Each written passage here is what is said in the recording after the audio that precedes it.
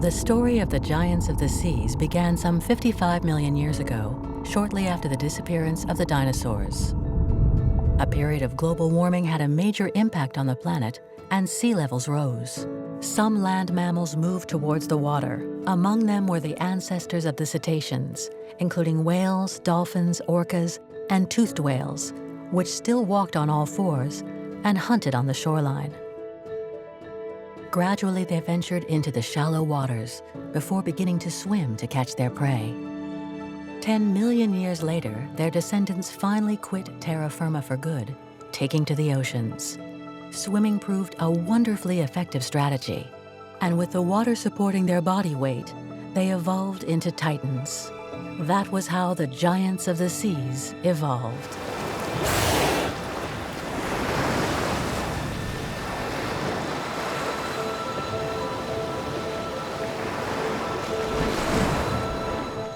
To go in search of these ocean-dwelling behemoths, we will follow François Sarano, an oceanographer, a former companion of Jacques Cousteau, and a tireless explorer and defender of the marine environment. François will dive alongside the largest animals on the planet in an effort to pierce the mystery of their incredible success.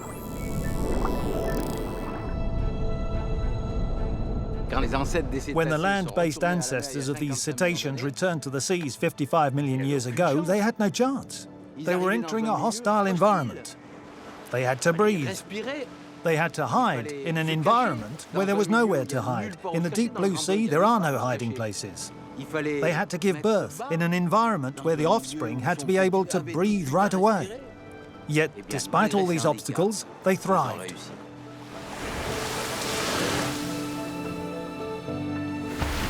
In short, these creatures that to begin with had no chance ended up conquering the planet.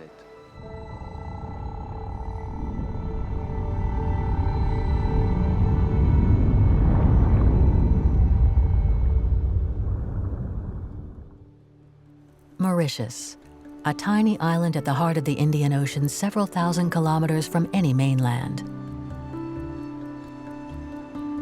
The waters around this isle are the hunting grounds for the biggest predator on the planet, the sperm whale. Males can measure up to 20 meters in length and weigh more than 50 tons, sometimes more, like the legendary Moby Dick. François Sarano wants to dive with these giants to observe them up close. With the help of his friend, underwater cameraman René Uzé, who has worked a great deal with whales, he has already had the opportunity to approach them. François wants to dispel the ideas that came from hunters who once pursued them and demonstrate that these giants, who are mammals just like us, are in fact our marine cousins. To reach them, one first has to cross the coral reef which protects the island and then head out to sea where the waters become deep. The high seas and the ocean abysses make up the kingdom of the sperm whale. What am I expecting from this trip to Mauritius? First off, I'm eager to see the sperm whales again that I saw with René in 2013. And then I hope that there will be one of those magical moments when suddenly one of them will come over to me to dance. That's part of it. It's not just the scientific aspect, there's also the discovery side. There's the whole aspect of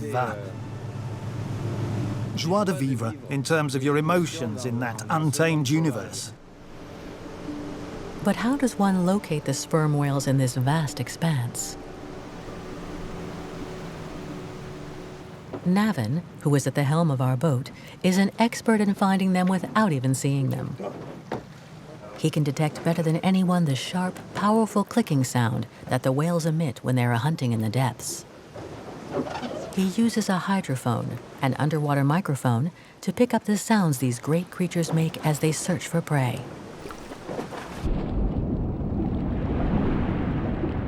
Attentive to the slightest signal, he plumbs the ocean, pointing his microphone in every direction.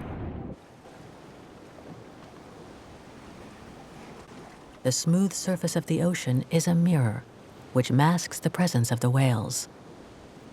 But the body of water gives them away, since sound travels much more quickly in water than in air. Navin will hear the cetaceans long before he sees them. It's not happening, huh? He's struggling. It's always the first click which is hard to pick up against the slapping of the water on the boat. When he says, "There it is," you can hear the click and then you hear them. Then you can hear them, but the first sound is the hardest.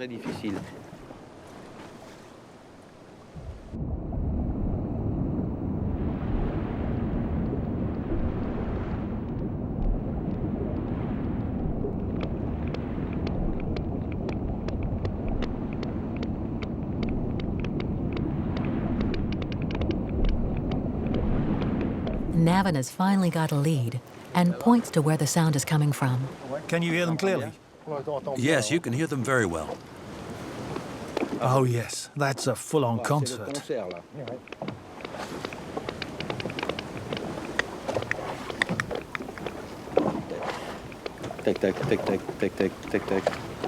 Oh, that's great. Are they far away? I'd say at least 8 kilometers from here. Around 8 kilometers. That means more than 30 minutes by boat. The sperm whales are somewhere over there to the south, but they might be at a depth of several kilometers. They live in a 3-dimensional universe, a colossal volume that is so inaccessible we can hardly imagine it.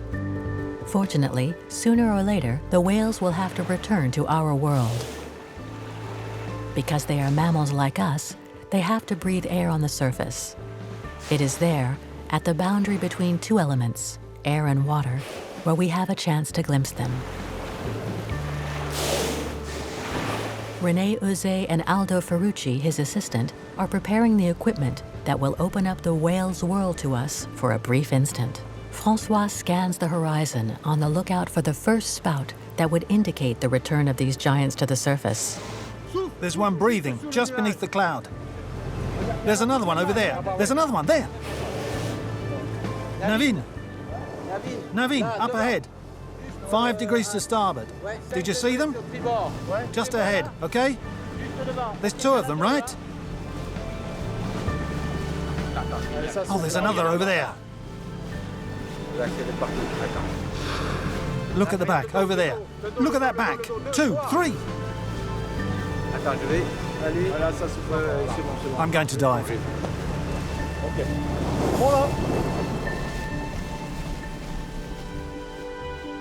This is the long-awaited moment.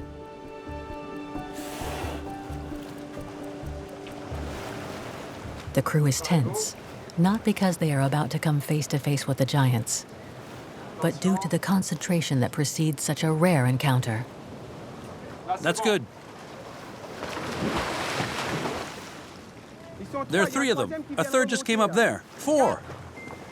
A 4th has just surfaced.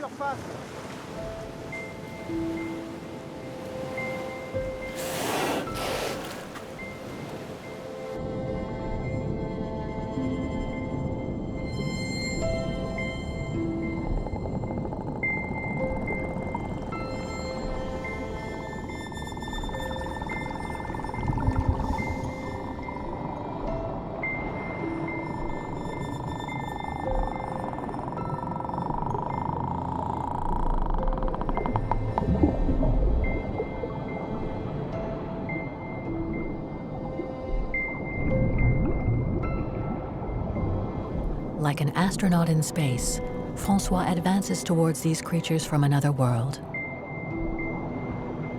First contact.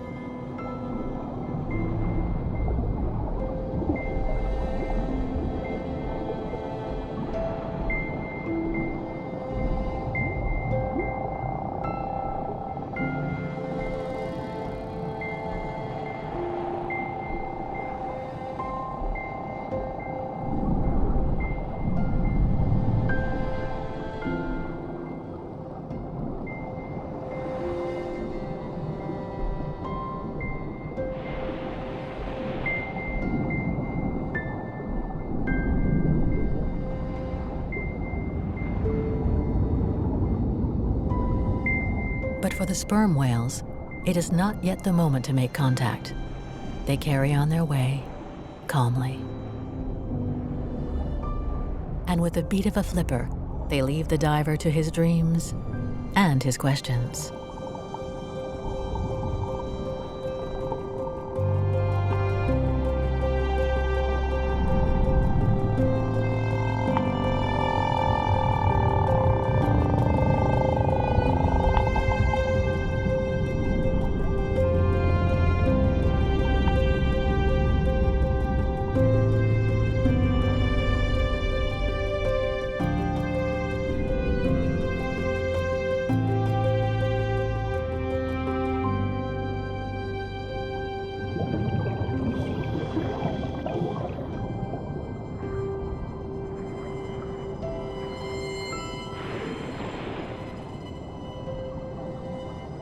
Only a large female remains behind. She is having her teeth cleaned by some remora, teeth that she inherited from her land-based carnivorous ancestors.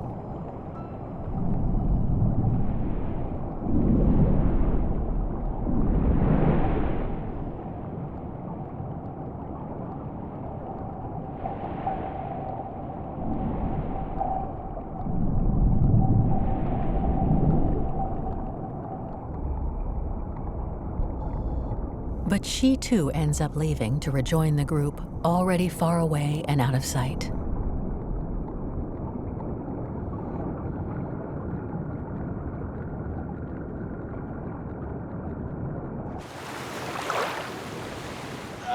They didn't wait for us.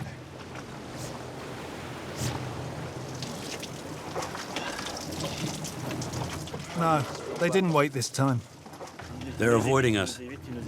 But they're not running away. They're not diving. That's a good sign. I think we have to wait until they accept us, that's all. We'll see. They're certainly keeping me busy this morning. They're keeping me busy this morning.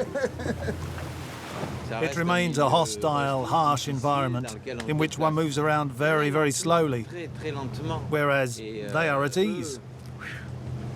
We are practically fixed points, and for them, one flipper movement and suddenly they're 10 meters away. That goes to show that what is rare is precious. We're waiting for that rarity, that precious moment when they grant us an audience, when they finally come welcome us.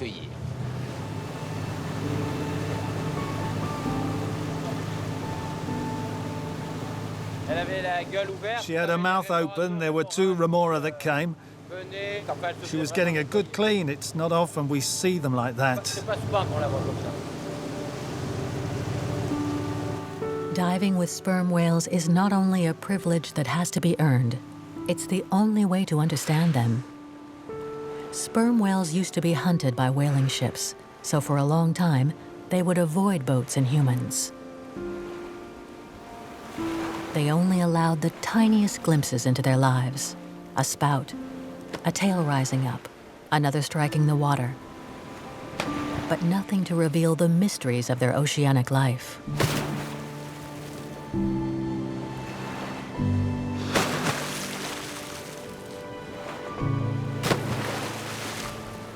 For years, scientists had to make do with observing whales from ships and would interpret the few clues they picked up to imagine what these marine creatures do beneath the surface.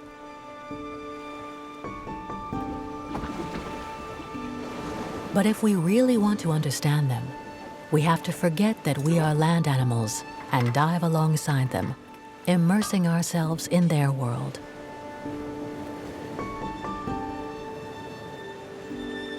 Above all, this means waiting for the right moment when the sperm whales will accept our presence. Or better still, when their curiosity prompts them to come to us.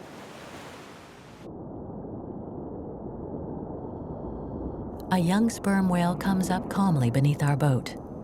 This is incredible, given that a few years ago these whales were afraid of vessels with their steel hulls and deadly harpoons.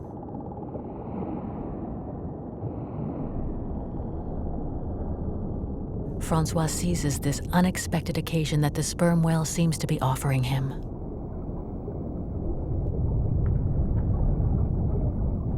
He dives with a portable directional hydrophone designed to record the sounds emitted by each individual separately.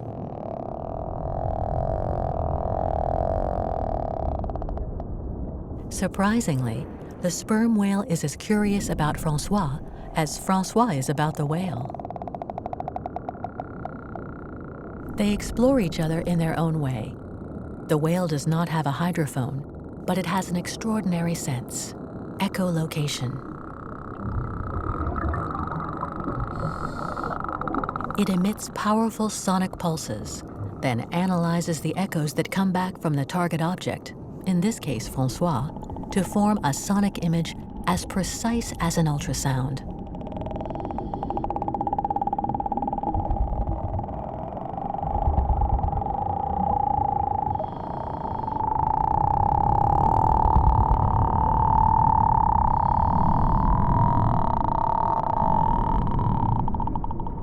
The sperm whale's echolocation pulse is the loudest sound produced by any animal.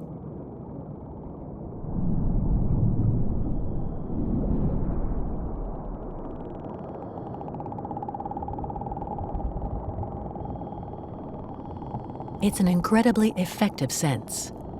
When the sperm whale scans the boat, it doesn't just detect the shape of the hull. Echolocation also gives it an idea of its thickness, and it can tell that it is not full. It's a little like the way an ultrasound produces the image of the fetus inside its mother's belly.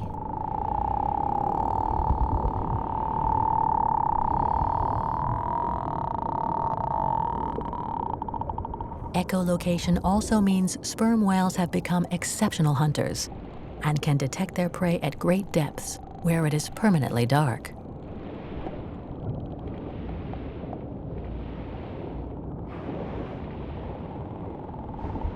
To do this, they carry out a series of amazing physiological exploits. They dive for more than an hour to depths of up to 2,000 meters. At such depths, the pressure is 200 times greater than on the surface. A human diver would literally implode if he or she tried to follow.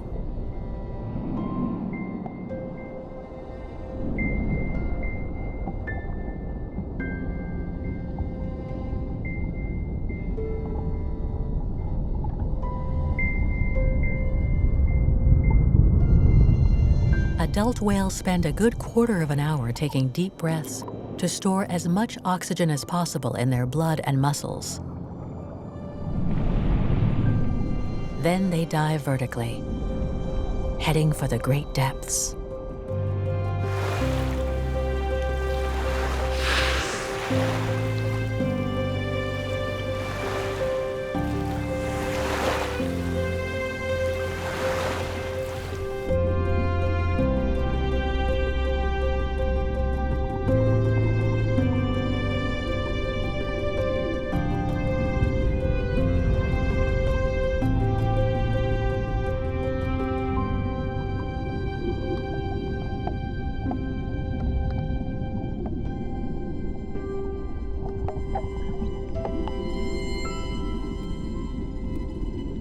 No one has ever witnessed what goes on in the abyss, and probably no one ever will.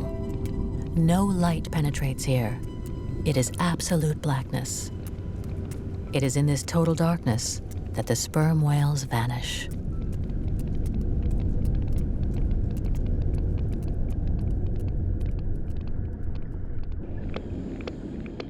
François has to make do with the distant echoes of the hunt. But thanks to these sounds picked up from a distance, he can imagine what is going on 2,000 meters below. He can hear the echolocation clicks. The sperm whale is scanning the ocean floor.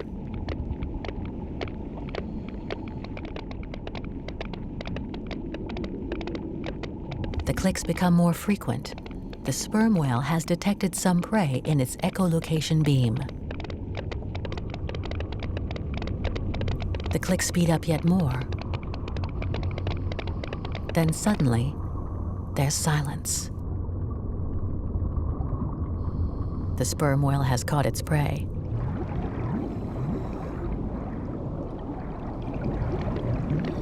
The clicks start again. It's back on the hunt.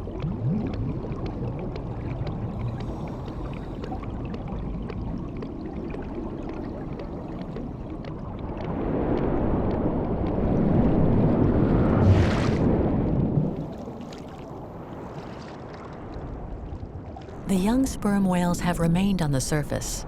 They haven't yet learned to dive to the great depths, but they remain in contact with the adults thanks to the sounds they emit, which travel for kilometers. They have to await the return of the adult females to either suckle or feed on regurgitated prey. The young can be easily recognized by the remora attached to their bodies, sometimes by the dozen. These fish feed on their waste and parasites.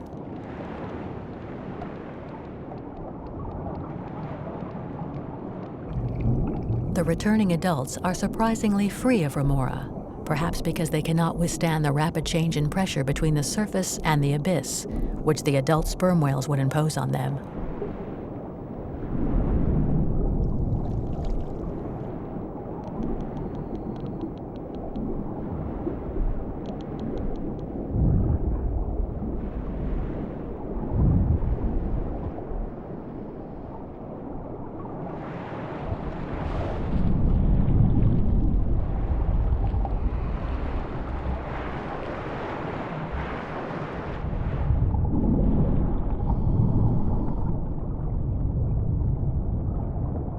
François makes the most of the presence of the adults to collect some precious clues from the excrement they leave behind.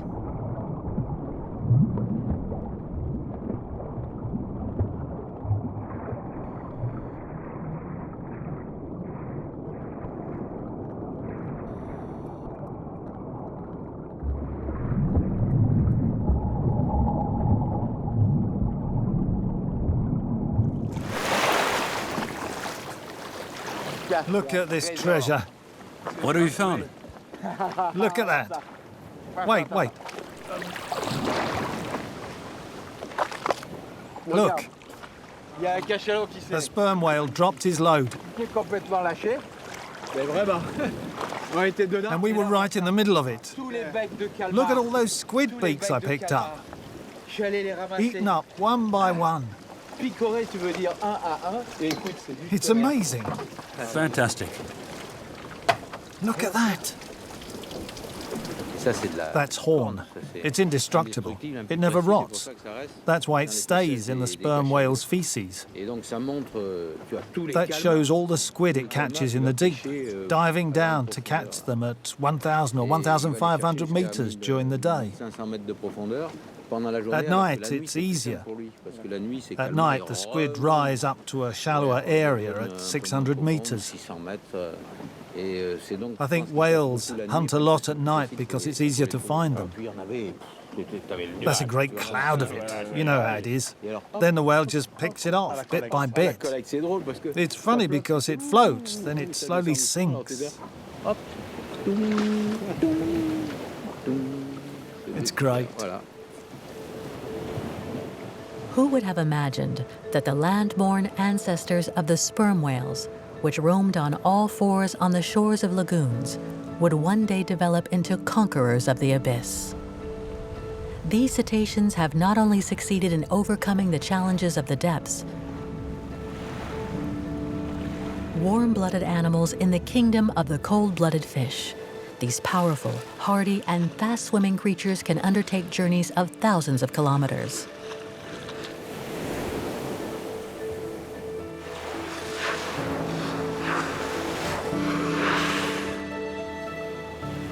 They are continually pushing back the boundaries of their territory. They even swim up rivers to the heart of the Amazon.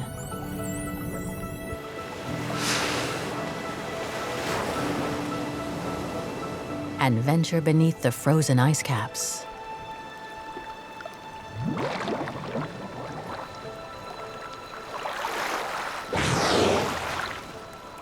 The huge bowhead whale, measuring up to 20 meters and weighing around 100 tons, spends all its time in the Arctic or subarctic waters.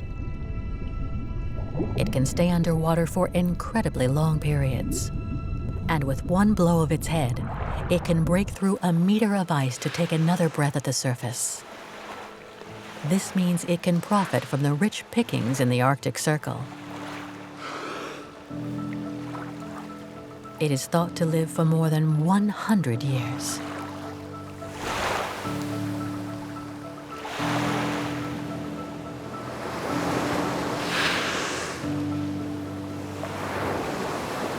Despite its huge size, the bowhead whale is out-trumped by the blue whale, the largest animal that ever existed, at some 33 meters in length and weighing 170 tons. Its tail alone measures 7 meters across.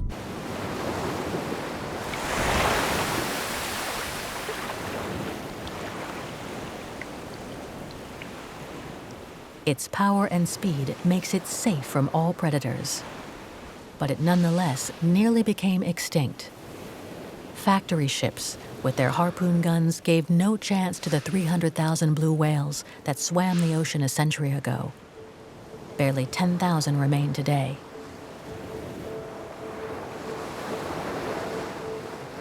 Certain species, like the Atlantic gray whale, have been hunted into total extinction.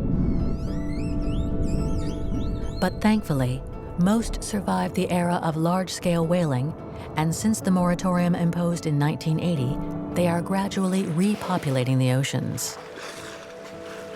The cetaceans have succeeded in conquering an environment to which, to begin with, they were ill-adapted, in part because of their attributes as mammals.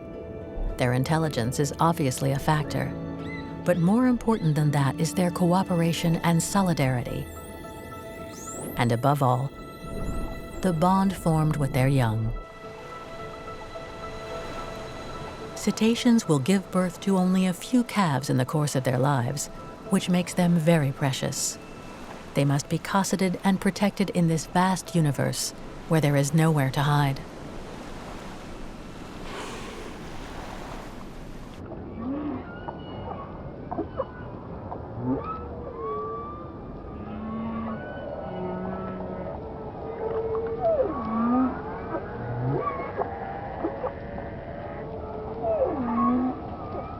These mammals brought something to the oceans that did not exist before their arrival: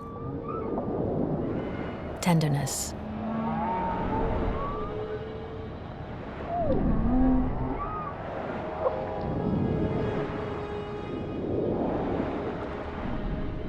For the benefit of its calf, the humpbacked whale has swum thousands of kilometers from the polar waters where it feeds to the warm tropical waters. Now it will fast for months, taking care of its offspring with infinite attention.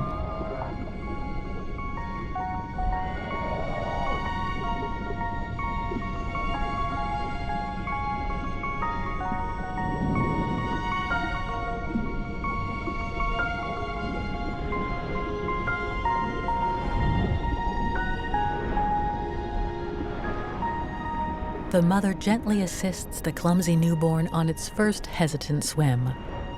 She gently guides it to the surface to help it breathe.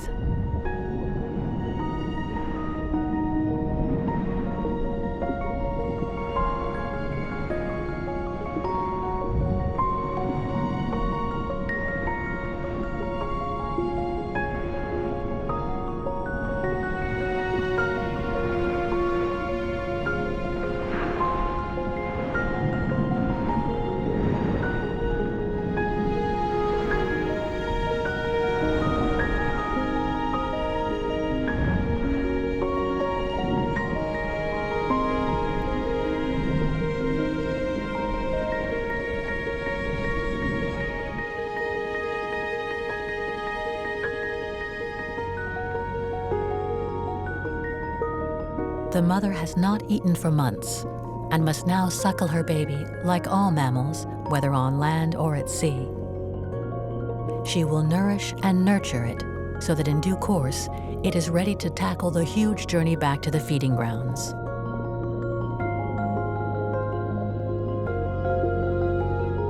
She will teach it to stay underwater, keeping it under its belly until it can control its own buoyancy to live in this three-dimensional world.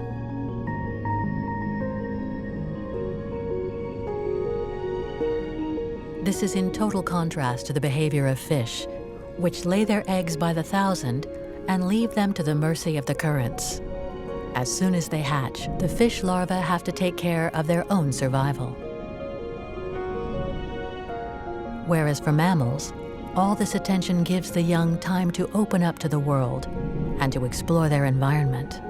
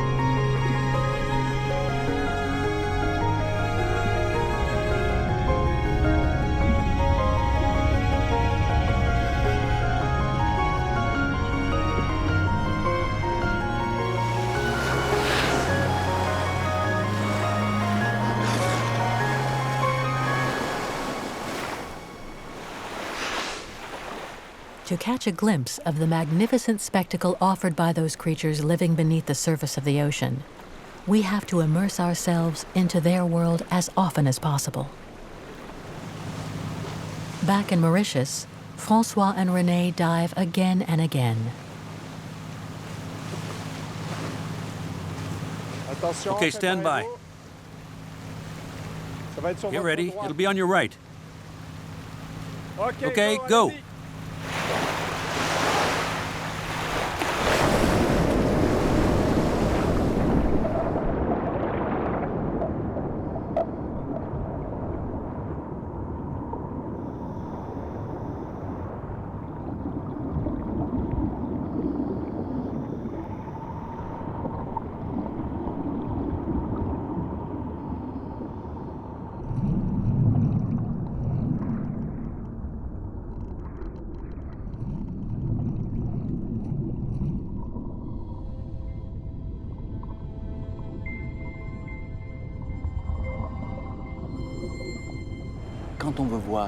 To see a sleeping sperm whale, you have to be underwater. Who would have imagined that a sperm whale sleeps vertically like that if you'd never been down to see it? When you see 1 or 2 sperm whales on the surface, who would imagine that there are 20 sleeping in the sperm whale dormitory? That's what's extraordinary. We're only just starting to know these things because we've only just begun to study them in situ. And we can do that because they allow us to.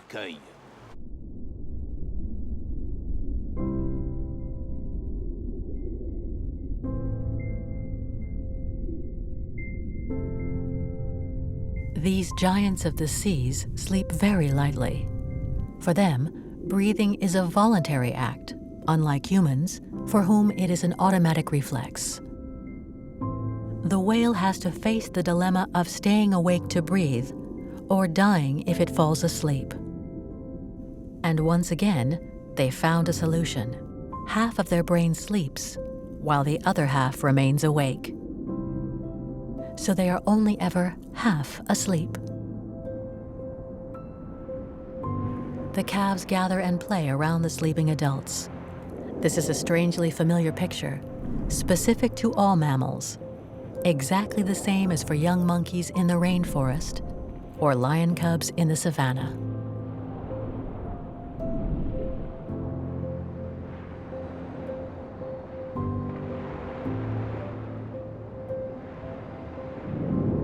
There's no doubt about it. The cetaceans are part of the same class as us, yet they exist in the vastness of the oceans.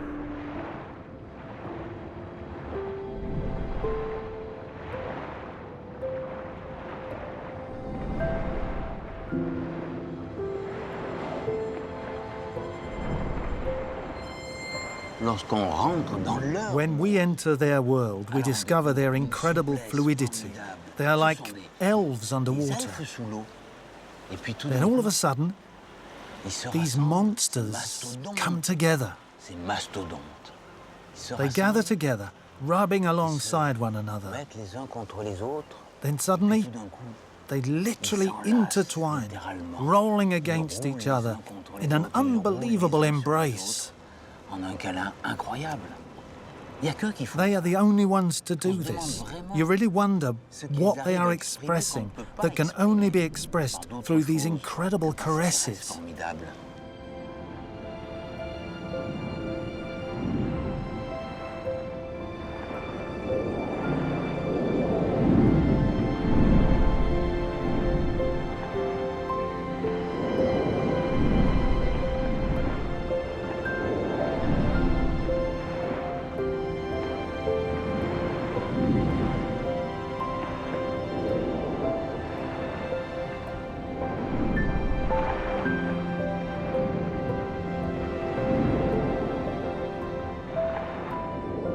We do not know the meaning of these long moments of intimacy and socialization, nor what triggers them. But when they are over, the sperm whales leave behind strips of skin that come away during these gigantic rubbing sessions.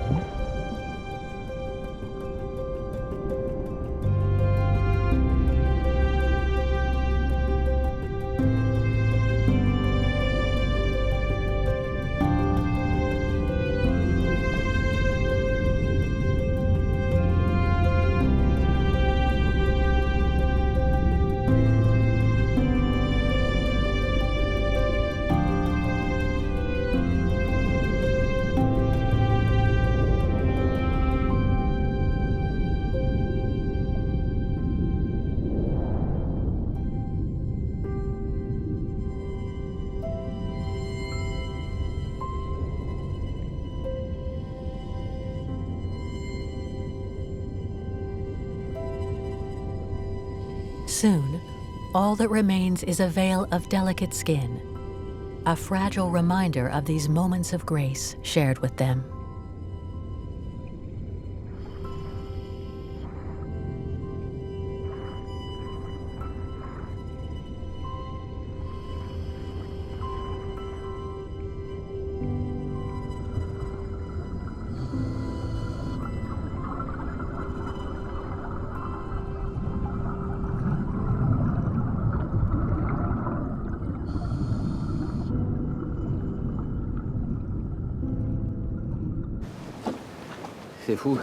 It's incredible being in communion with wildlife that is so often denigrated. When you see that, when you experience that, everyone should do it. When you've experienced that once in your lifetime, you're in harmony with the world. You only want one thing, and that is to make room for your roommates. That we allow a space for the wildlife that is straightforward, direct, wonderful. Back on dry land, François teams up with Mathieu, who has gotten hold of the day's footage to watch and interpret it. It's a very important stage, because in the emotion of the moment, one cannot study all that is going on. It's also the only way to clearly identify each of the sperm whales. That's interesting. It's incredible when they are socializing. They pack right in, up against each other. It's extraordinary seeing this again. When you're in the middle of it, you'd think, oh, hello, Arthur, wait, stop, look. You see here? That's typical. Arthur's tail fin has been eaten. It's lost its tip. It was maybe eaten by an orca or a pilot whale. There are a lot of them here. You could say that each whale has its own identity card, which can be read through the scars left on its tail or pectoral fins, either by large predators or by small sharks, known as cookie-cutter sharks, which leave their marks. That way you can recognize all of them. There, take a look. Go forward a bit. There, that's typical. Germaine, you see, the little round one, that little notch, which is very distinctive. If you don't know which details on the fin you need to recognize them, there are a lot of sperm whales. There are sperm whales around Mauritius. Whereas here, it's no longer sperm whales from Mauritius, it's a particular family. It's as though you were visiting a city. You see people everywhere, nothing but people. Then suddenly, you meet a family. Then it's no longer just people, they are individuals with personalities. Some of them have amazing personalities. You can tell that Germaine is the matriarch. She doesn't let anyone push her around, she runs the group. She's also curious. She comes over to see you. That's sensational. For François, these elegant movements are no longer simply a behavior to be decoded, and these sperm whales are no longer just anonymous cetaceans.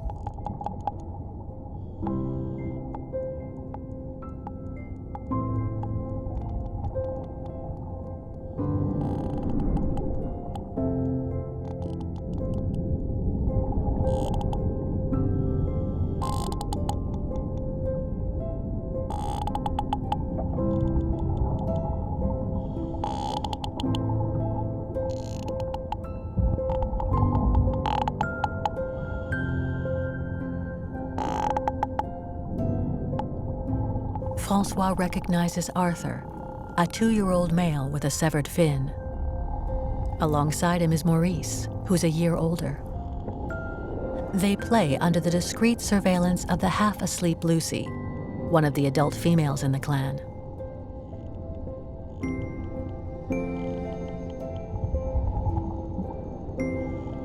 François has already identified around 50 of them. There's the young Elliot, and also Germaine, Agathe, Eugénie, White Spot, and Irène.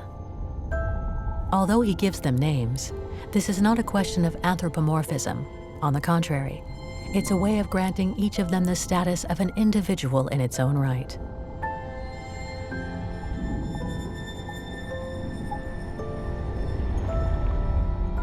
How could the whale hunters from the decks of their ships have imagined all that and realized that humankind has so much in common with sperm whales?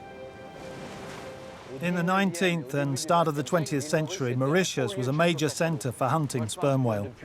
Since the 1980s, when the Indian Ocean Sanctuary was created, the population has finally found peace and respite and is now growing again. When I was on the Calypso 30 years ago, we'd never have imagined being in the midst of a pod of sperm whales. We'd never have imagined a relationship like that, like the one you have with Irene. When I started filming, I would see one sperm whale or 10 sperm whales, but I never knew which one was which. I really got to recognize Irene last year when I stayed alone with her for 20 minutes. She was in the vertical position. She didn't move. She opened an eye and then closed it. I began to think there's an interaction between animal and human. One thing's for sure, she knows who you are. There are people who have relationships with dogs or cats. Well, I have this relationship with a sperm whale. Watch out, a sperm whale takes up a lot of space.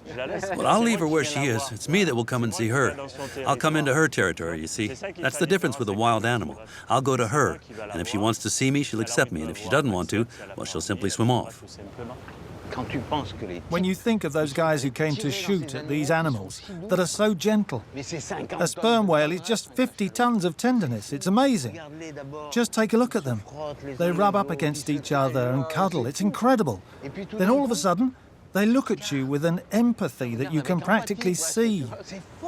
It's very, very powerful.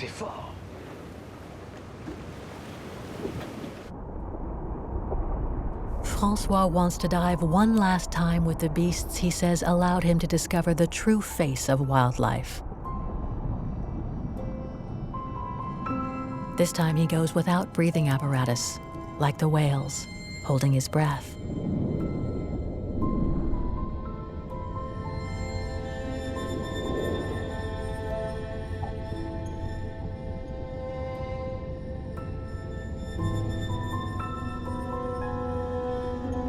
As François approaches, Elliot, the young male, does not swim away.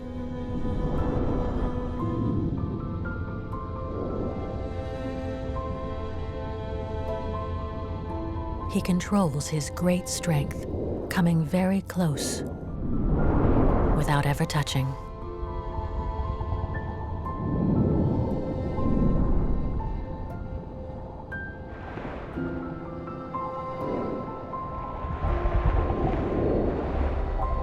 The whale seems to be inviting François to play and embarks on an astonishing dance with him.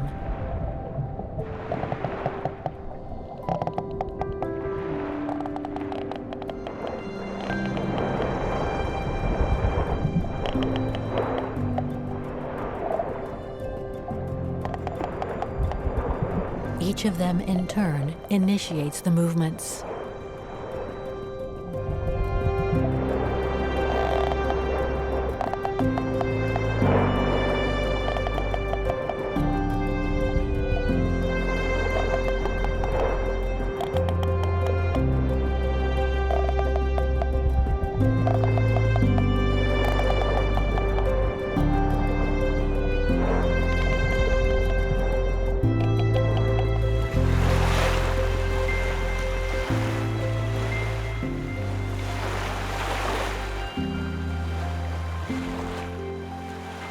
Elliot dances to satisfy his own curiosity, without expecting either food or protection in exchange.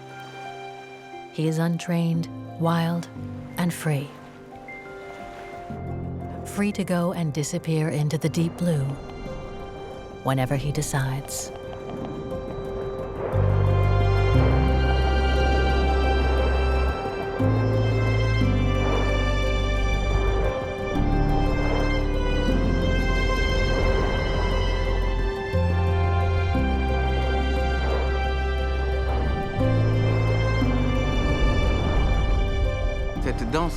That dance with this young male was overwhelming because we're from the same family, us and sperm whales. We're both warm-blooded mammals. And like us, sperm whales, these giant cetaceans, have developed senses which are specific to mammals. Attention towards others, tenderness, empathy. You can see that when they look at you. They're really looking at you. It's an inquisitive look, an invitation.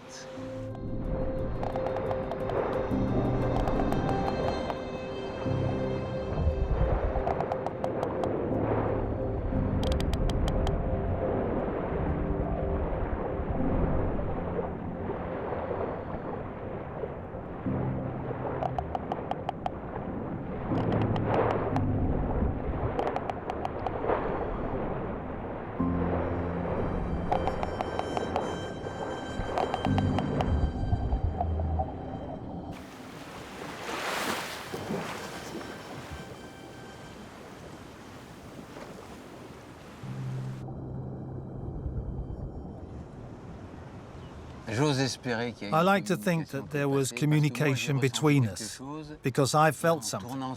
And when I spun around and saw him respond to my movements with that acrobatic swimming, I like to think that he felt something too, and that for an instant, we distant cousins were more like brothers.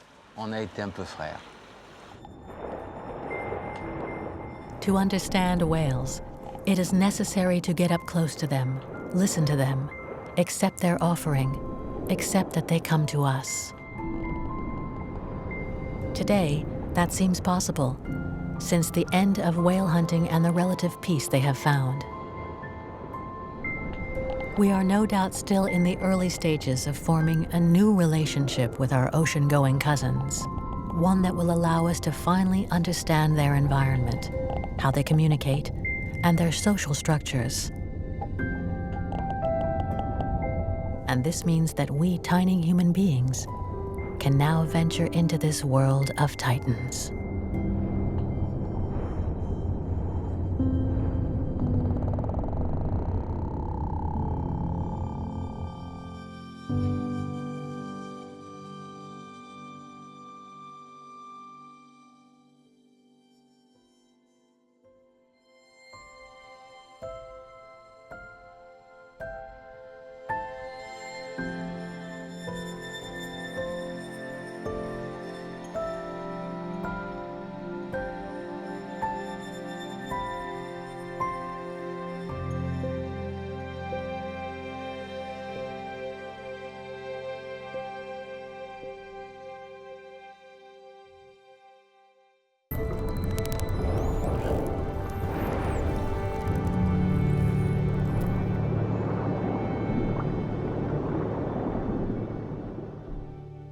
The Bahamas, in the Caribbean Ocean, is a collection of some 700 islands, including the Bimini Islands, which are the closest to Florida.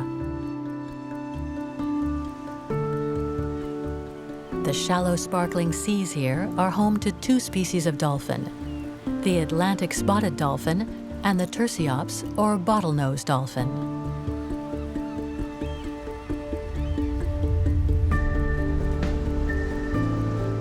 It is also home to the Dolphin Communication Project, run by Kelly Malilo. She has spent the last 15 years studying the dolphins of Bimini.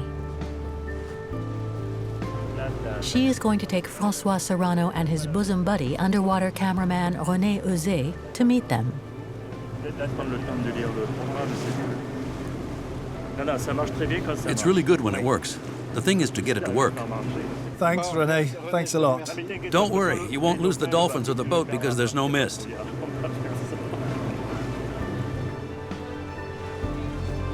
François wants to dive with the dolphins and try to understand how they use sounds to see the world around them and to communicate.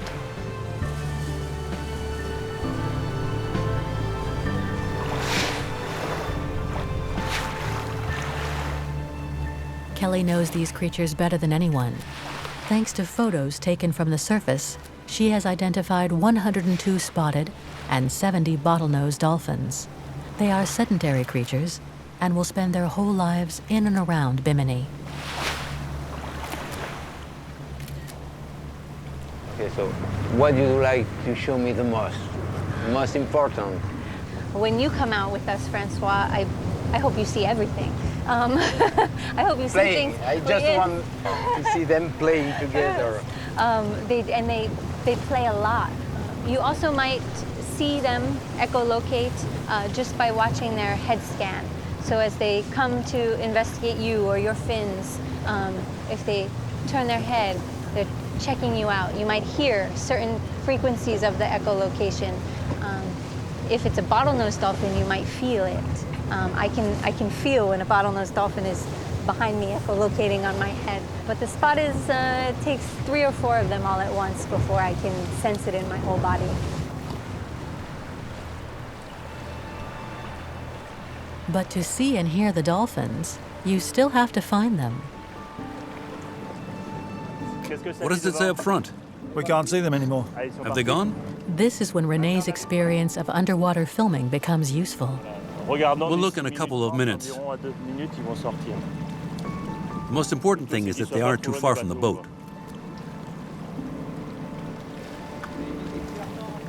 Over there. There, just behind. There.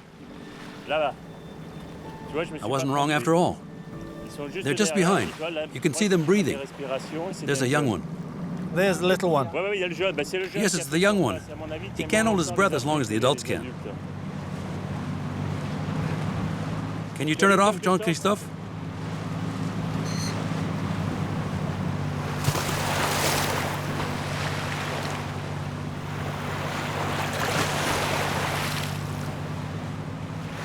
François takes a hydrophone with him, an underwater microphone, and takes a dive into a world of sounds.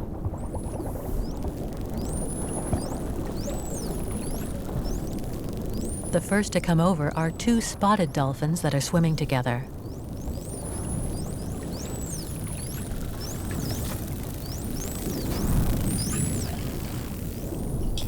François immediately recognizes the echolocation clicks being sent his way to identify him, and the whistles the dolphins use to communicate with one another.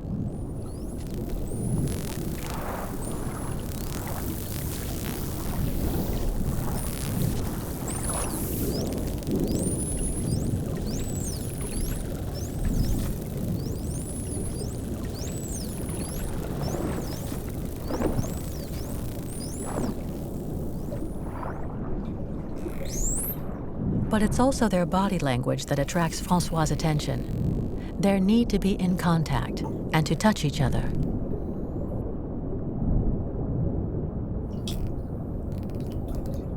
What subtle links are formed between them? What do they tell each other through these gentle caresses?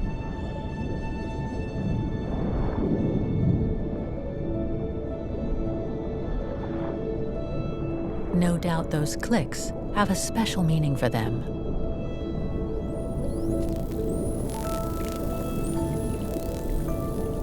And the sounds mingle, buzzes, clicks, whistles, and chirps, and probably many more sounds that we can't even hear because the frequencies they use are inaudible to us.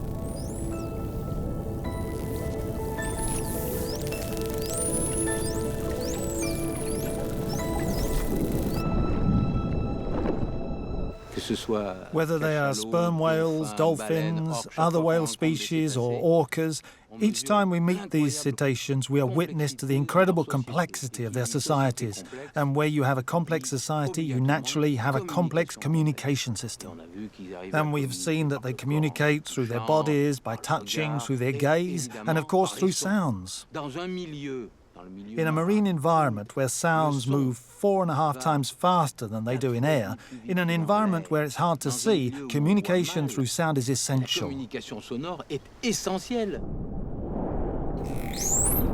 Whale song, sperm whale singing, dolphin whistling. What are these giants saying through these enigmatic sounds? This is a question François has been confronted with during all those years he worked alongside Jacques Cousteau. But today still, it remains a fascinating mystery to him.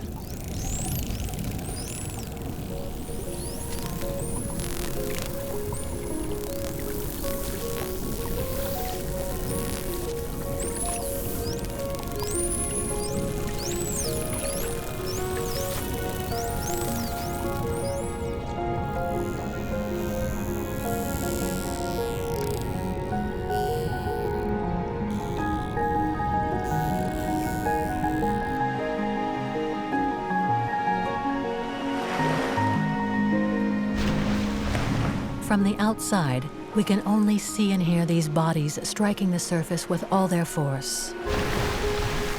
These humpbacked whales weigh 30 tons, and the sound reverberates through the ocean, carried for miles.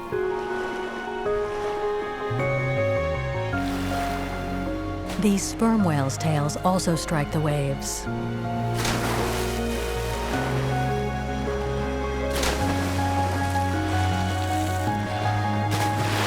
And these acrobatic dolphins.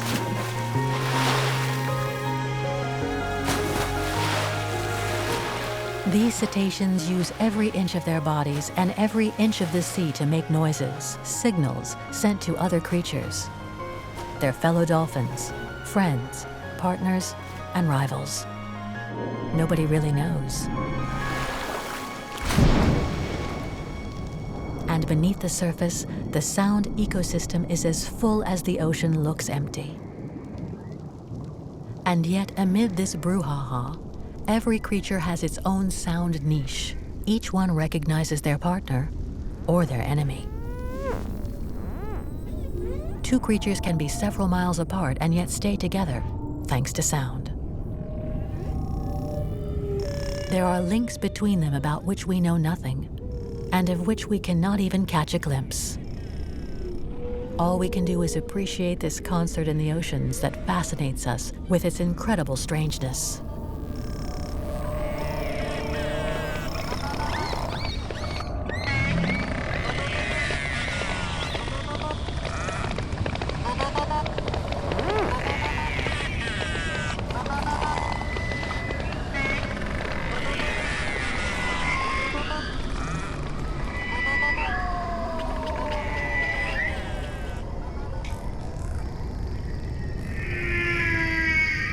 And in this concert, the most famous soloist is the male humpback whale.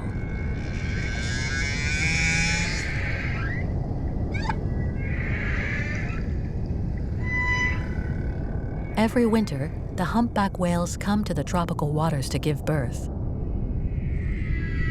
During this season of love, only the males sing. They stay still for long periods, as if suspended in the water. They vocalize with their mouths closed without releasing the slightest air bubble. They hum for hours their endless song.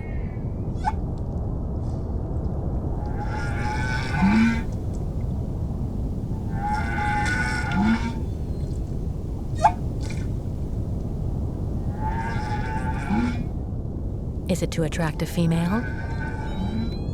Is it a song of happiness? Or a war cry? The truth is that nobody really knows.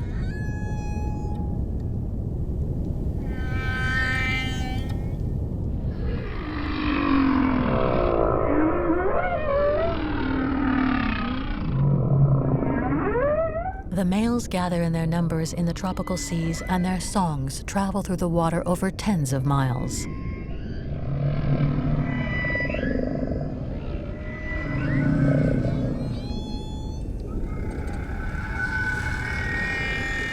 Even unborn calves in their mother's wombs can hear the sounds. His mother will never be able to teach him because she can't sing. He will learn by impregnation as he bathes in this sound ambiance.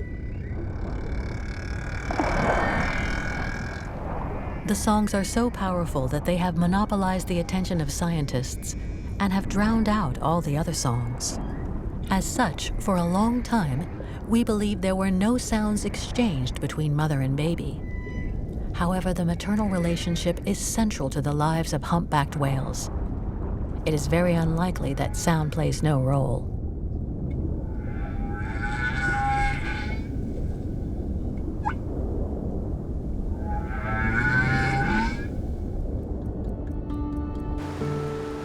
Oliver Adam, doctor of bioacoustics, was the first to have recorded sound exchanges between mother and her calf. This was a veritable scientific discovery. Today, he is on the island of Rurutu in the south of the Austral Islands in French Polynesia. After a long voyage of several thousand miles from Antarctica, the mother humpback whales have found refuge in these calm waters and have given birth to their young.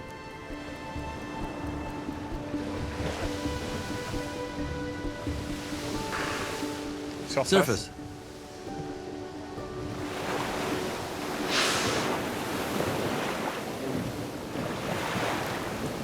There are fewer males, and this is a chance for Olivier Adam to approach the females and record their sounds, as well as those of their calves.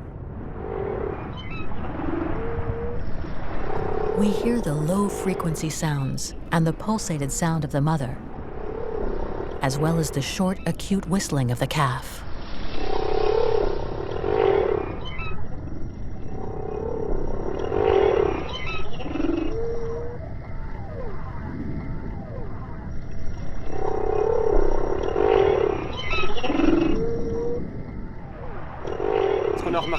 What we noticed compared to the male song is that the sounds emitted by the females are much less frequent and are relatively simple for the calf. It's more like a whistle with two main characteristics. The first is that they're very short. And secondly, they are fairly badly constructed. We have the impression that they can't hold their note, as if they're discovering their vocal system, which is like managing their vocal cords, the tension of the vocal cords, and managing to stabilize a note like our children do when they start to sing, and they have difficulty stabilizing. It's like the difference between a professional singer and an amateur. Since he recorded these first exchanges, Olivier Adam has been trying to unravel the secrets.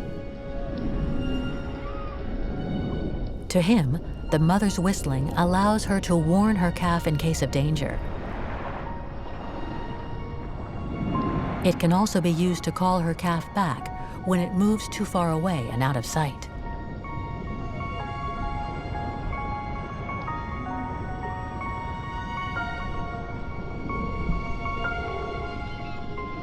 And when they come together, the sounds of each must signify all the affection and tenderness they have for one another, making each other feel good and comforted.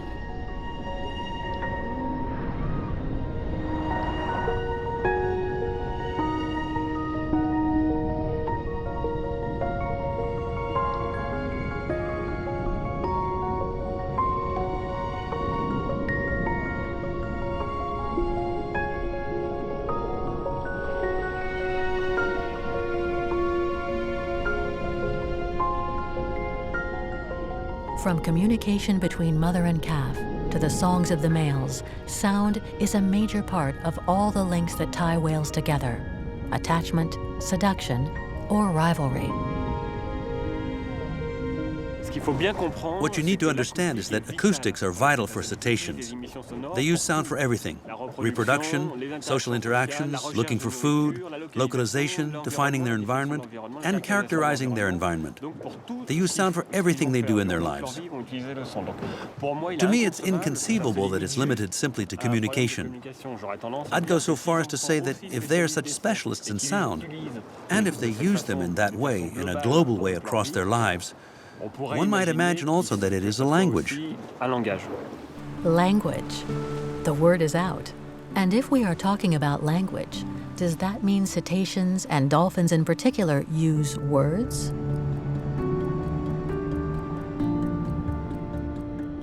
Back in Bimini in the Bahamas, François has welcomed on board Dr. Kathleen Dudzinski, founder of the Dolphin Communication Project.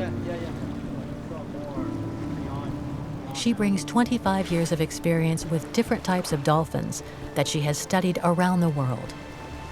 Who better than she to explore this vast notion of language? In my studies of dolphins, I've found that they use a variety of signals to share information.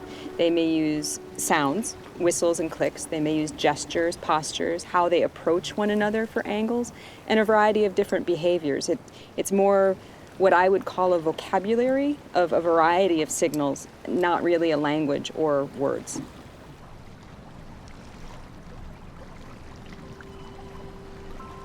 Now all that's missing is the dolphins. But people have no idea of how empty the ocean is.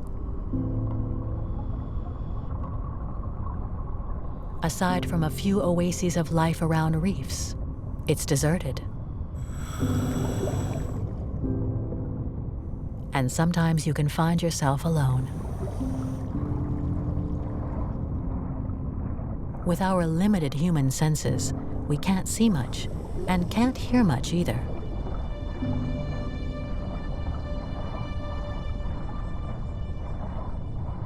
The bottom of this underwater desert is strangely covered with craters. François has discovered dozens of them that make it look like a lunar landscape.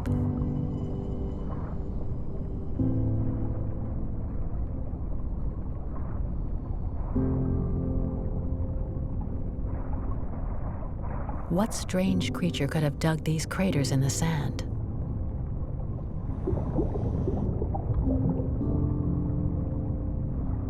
The few fish that are here, pearly razorfish, are not easily approachable and hide immediately under the sand.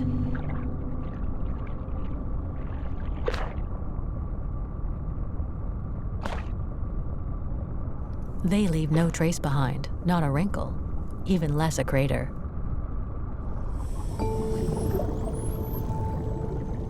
Then suddenly, we hear crackling and clicks. At first, they are almost imperceptible, but then they seem closer, announcing the arrival of some bottlenose dolphins. It's they that are responsible for these strange lunar shapes.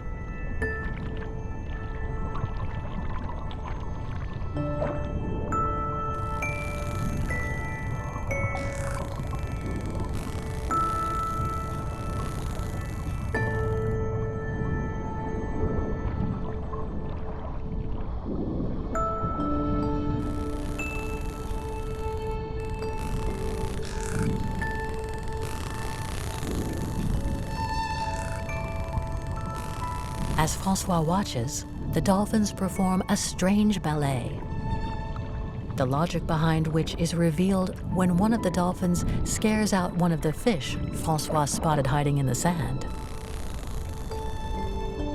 The dolphins are hunting by sound. They emit very rapid pulses of noise in the direction of the sand and use the echo sent back to create a sound image. This is echolocation, a sense that works much like sonar, or rather like an ultrasound that allows them to see through or under the sand.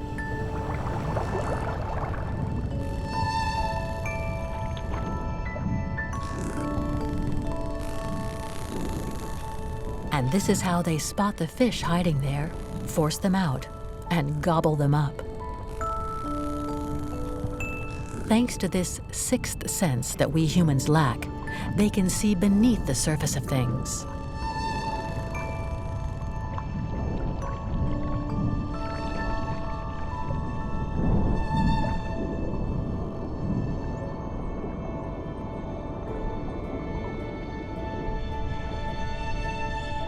Unlike sperm whales that can dive for more than an hour, dolphins must surface to breathe every 3 minutes, and interrupted back and forth between the surface and the depths.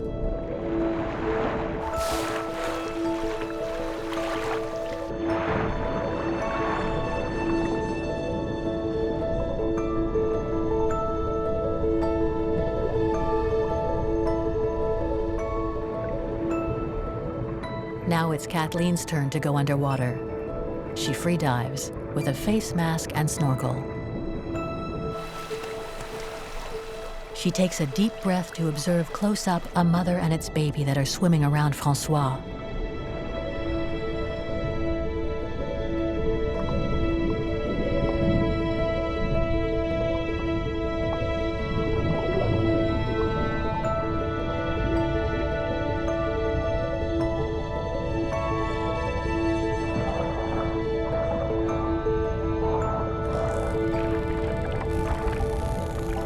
The baby stays right by its mother's side, almost glued to her. It doesn't miss a single move. Because this technique for crater hunting is not innate or instinctive. It has to be learned.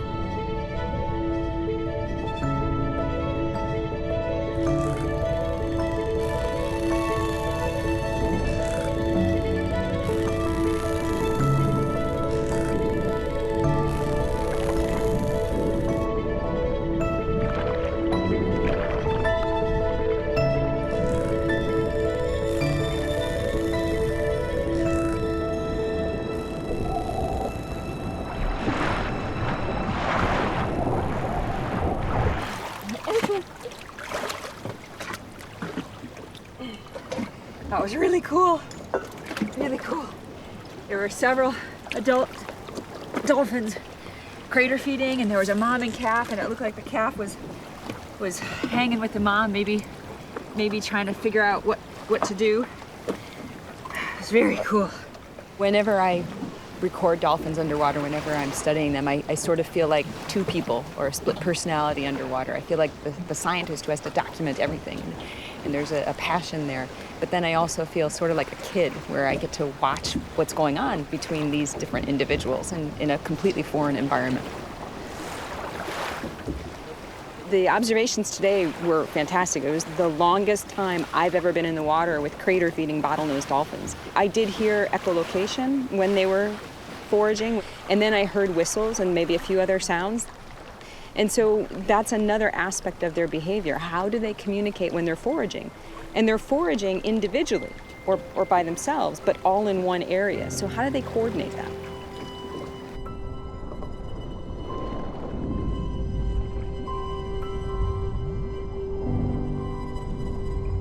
François and René have stayed below and watch as the other dolphins arrive, as if someone sounded a rallying call.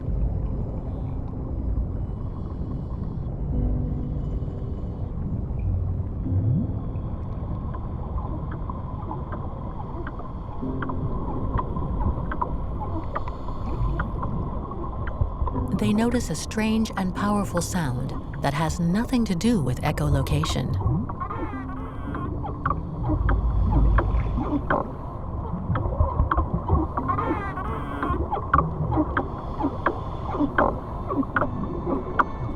Is it a rallying cry for the dolphins, or a call to join the feast?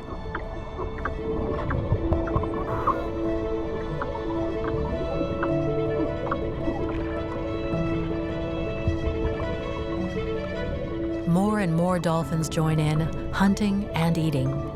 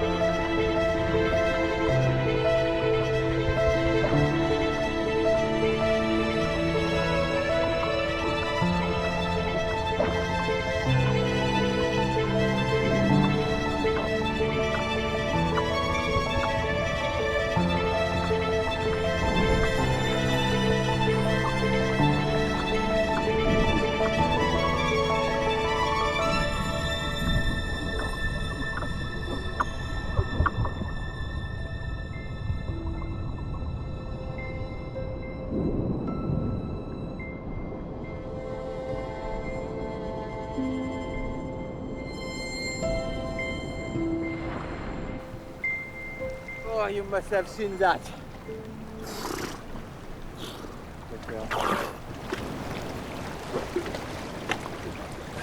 Very cool. Mais alors, à côté, ils se fichent de toi. They are eating, they are playful, they play with you, they hunt, they play. The mother, the calf, plenty of female. It comes up. It turns around, and then suddenly it brings the fish out and then snaps it up. Magnificent. They're making a noise I've never heard before. That's how I recognize them. There was a whistling that you usually hear, but then there was a noise a bit like a pump. You know, like a toilet pump on a ship. We have heard a strange sound and like a boom, boom. When the mother and the calf meet another dolphin, and René has recorded it with his camera. I'd love to hear the sound, because It's strange. I don't know what kind of. Nous, on entend beaucoup de sons. We hear a lot of sounds, and I think that when we listen back to what René recorded underwater, we'll be able to differentiate between these geolocation sounds and perhaps the sounds of the different dolphins eating beside one another, coming together and starting to play. But I think we'll have to analyze it from the images.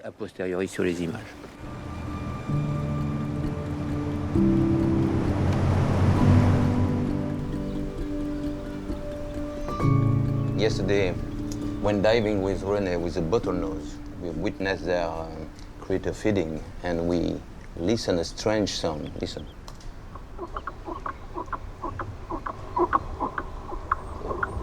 That is what we saw yesterday, and this strange sound. Yes.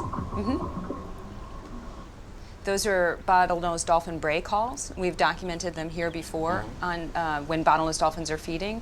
And colleagues of mine have recorded bray calls in the Sado estuary in Portugal and in the Moray Firth in the UK.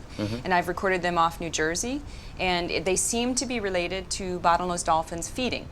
Whether they may be a call used to indicate the arousal or to call conspecifics to say, hey, I found fish, we're not sure. Another hypothesis that Vincent proposed is that they're maybe used to sort of disorient prey when they're hunting, maybe to stun the prey a little bit so that they're easier to catch. Here, we're actually able to record the behavior and the audio so we can start to get an idea of how they might be correlated. And did you hear them when they are not feeding? We have not heard those calls when they're not feeding, no. I am remembering that years ago when diving in South Africa, you know, in the sardine run, when dolphins hunt sardine, it seems to me that I heard this kind of sound. That's a woof, woof, you know, quite very similar. These mysterious calls are no doubt one of the keys to dolphin communication. How do they call out to one another in this world in which it is so difficult to see? But we know so little about life in these vast oceans, and the time we get to study wild dolphins is so limited. It would take years of study in order to understand them fully, and because of that, some scientists are focusing their efforts on domesticated dolphins that have lived in captivity for generations. François goes to Key Largo in Florida to meet Professor Stan Cousteau, who is studying communication between dolphins in captivity.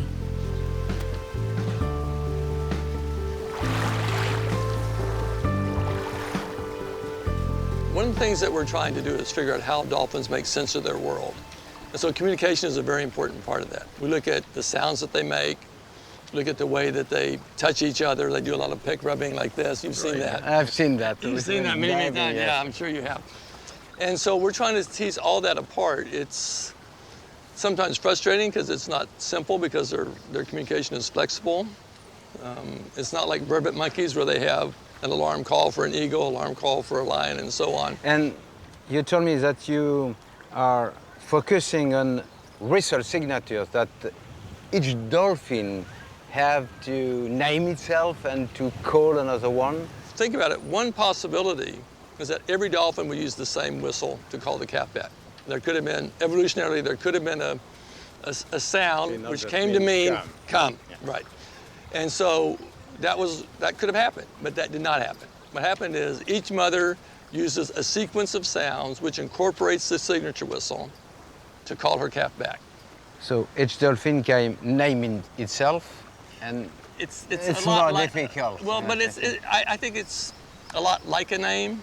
Okay? We don't know if it really functions as a name yet, but for the sake of simplicity, I think that's the best way to think about it. Yeah. All right, go ahead and send again, JP. To demonstrate this signature sound, Stan suggests an experiment in which several mothers and their calves are put in one of the pools at the center. All right, sending BB. One of the calves is sent to the other end of the pool. As soon as she gets there, receiver, and then we'll call. Very good. Heads up for other dolphins. Very good. Trying calling. Then, using a hand signal, they ask the mother to bring the calf back. Either she can go fetch it, or she can call it by its name. And 90% of the time, she calls it back without moving, and the calf comes back to her. She's turning. Orienting towards the mom. She's on her way back. And she's back. Yeah. Success. Awesome. Yay. This proves the importance of sounds and vocal communication amongst dolphins. But that's not all. During these experiments, Stan and his team record the sounds emitted by the mother to call her calf. And they have realized that the mother always begins her call with the same whistle.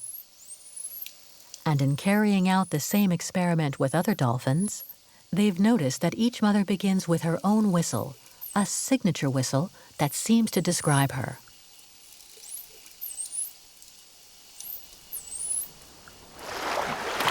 This signature indicates which dolphin is calling when they cannot be seen.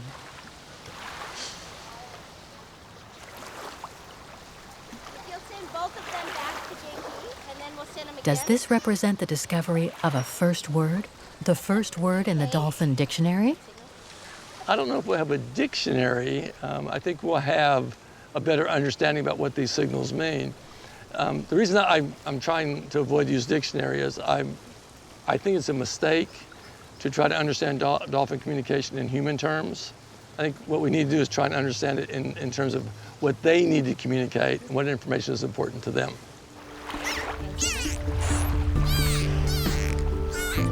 Hand signal. Farther south in Mexico, Jack Casowitz's research has taken him in a different direction. A self-taught, passionate, out-of-the-ordinary scientist, he had a hunch. What if dolphins didn't use words to communicate, but instead used sound images through their sixth sense, that of echolocation? Are they born there? These were born here, yes, sir. And actually, that one I was here when he was born. And when he was first born, I recorded the sounds just as he was born. And dolphins, different than humans, have a lot of vocal structure when they're first born. They can echolocate. They have a signature whistle. I mean, mama does most of the talking, but they still have a lot of it. So how did you get the idea that dolphins communicate not by sound as words, but as hologram or images? Well, for me, when I was very young, I had something called attention deficit disorder, and I kind of just saw in pictures. I didn't think like regular kids. I really saw in pictures. And when I played music, like I played drums. When I played drums, I saw the colors, I saw music, I could see it. And as I began to look at these guys, I realized that they are really in a world of sound. I realized that, well, maybe the traditional idea of them using words is a very good human term, yes, but maybe it's a whole different system. And I said, well, what if their system was like mine? And I saw these cymatic patterns that they were made by a man named Chladni, and Chladni would put a plate and he'd put some stuff on it and he'd put sound below it and it would make these interesting. And I said, well, what if I took, this is how it started, what if I took a dolphin sound and did the same thing and put it into a Chladni plate? Chladni patterns are named after a German physician who lived in the late 18th century. By putting a plate on the sand and emitting a precise sound, Chladni showed that the amplitude of the vibration is not equal everywhere and results in shapes being drawn. Thanks to the sand, you can see the waves that the sound prints on the plate. And if you change the sound, the shape changes.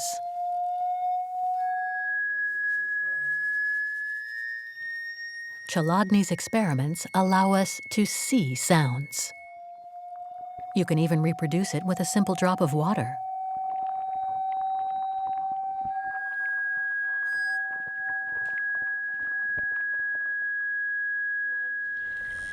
That looks good. So now I'm going to go down and we're going to begin to use the hydrophone. You can hear them here. Jack's idea is to present different objects to the dolphin for it to scan. In the water, he will record the vibrations from the sounds emitted by the dolphin, and in particular, from the echo the object sends it.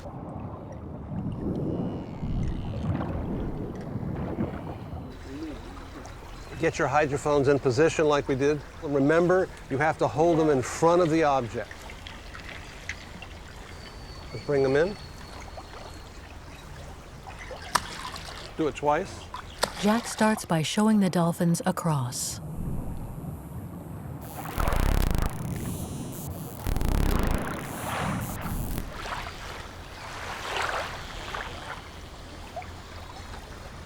The sound vibrations in the water are only supposed to draw concentric circles. But to the surprise of the specialists, Jack discovers straight lines. And by making the image denser, we can even make out the shapes of the objects. A cross. A cube.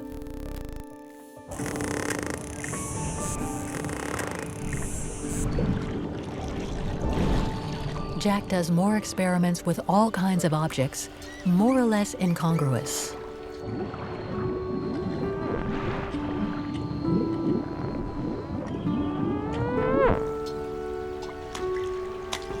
And even with a human being,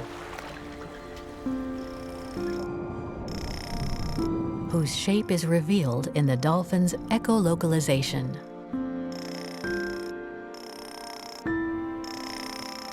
Jack has managed to visualize what the dolphins perceive using sounds.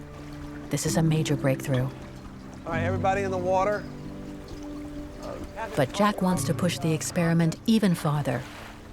In another pool, he broadcasts the echolocalization sounds he recorded with other dolphins.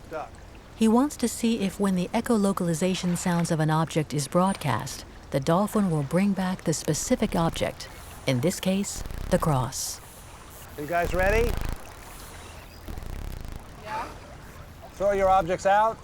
Right there. 1, 2, 3, go.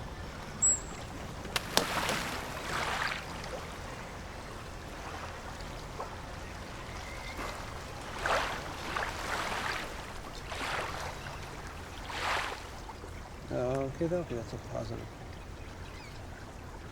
It's a very promising line of inquiry.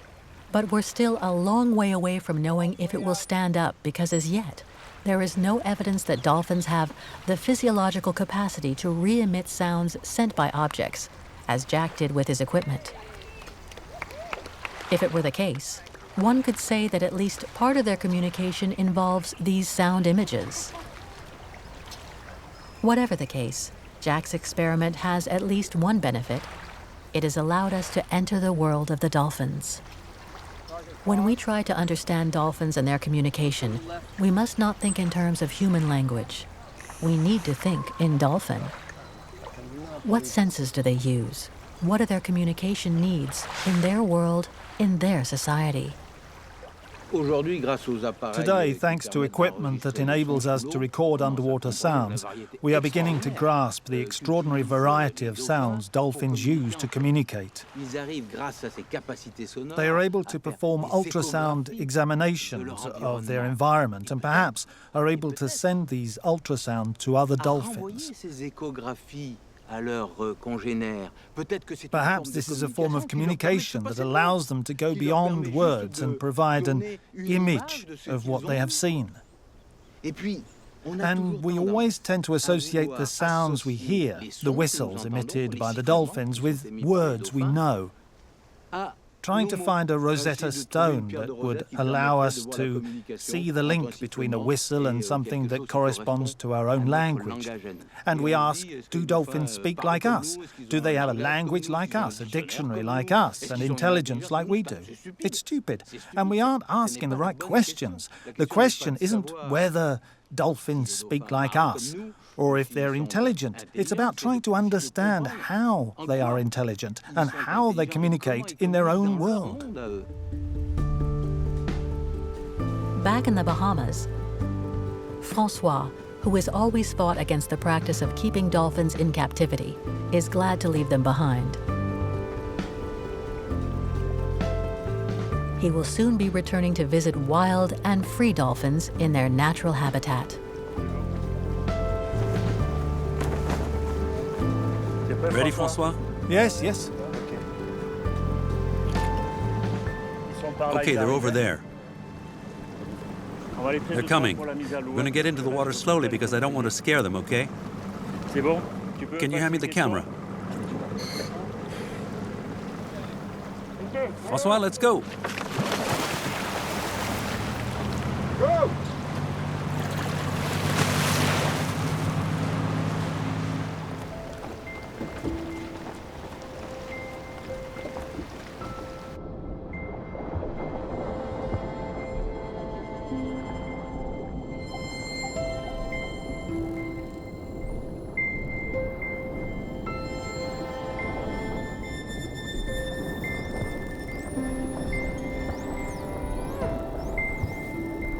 It is difficult to see any connection between dolphins in captivity, confined for several generations in pools in Mexico, Florida, and elsewhere, and these acrobatic, wild, and free creatures. They understand the scope of the ocean, the storms, predators, their prey, and all the complexity of social relationships, friendships, rivalries, and alliances. Their communication naturally reflects the ever-changing diversity and immense nature of their world, where one can spread out over miles, where everything is open.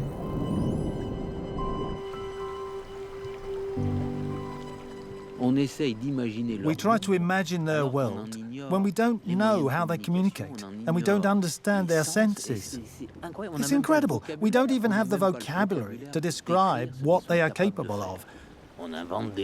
We invent words, clicks and clacks, a whole heap of poor imitations of what they manage to do. And we try, like blind people, to describe the world in which the sighted live. You can't even imagine it. They live in another world. They are like aliens.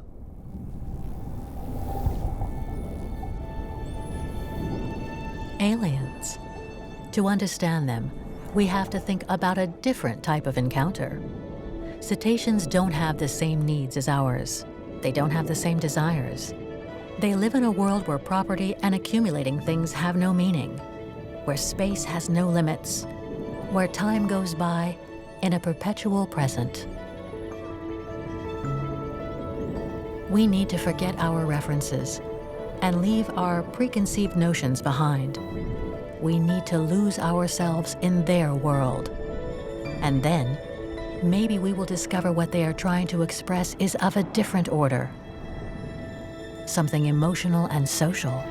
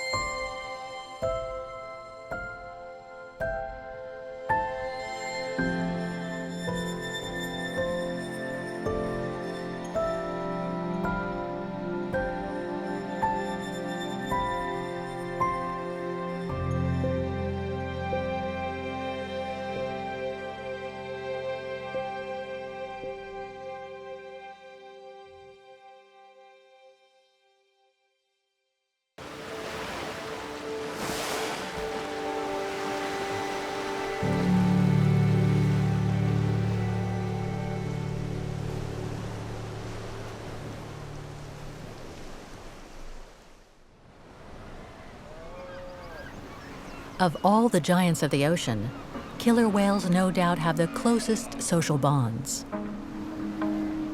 Off the Valdez Peninsula in Argentina lives a unique family of killer whales.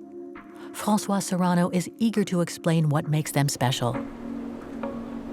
Through this particular example, he wants to demonstrate that killer whales, and indeed other whale species, can develop societies of unbounded inventiveness and variety, which all deserve to be studied and preserved.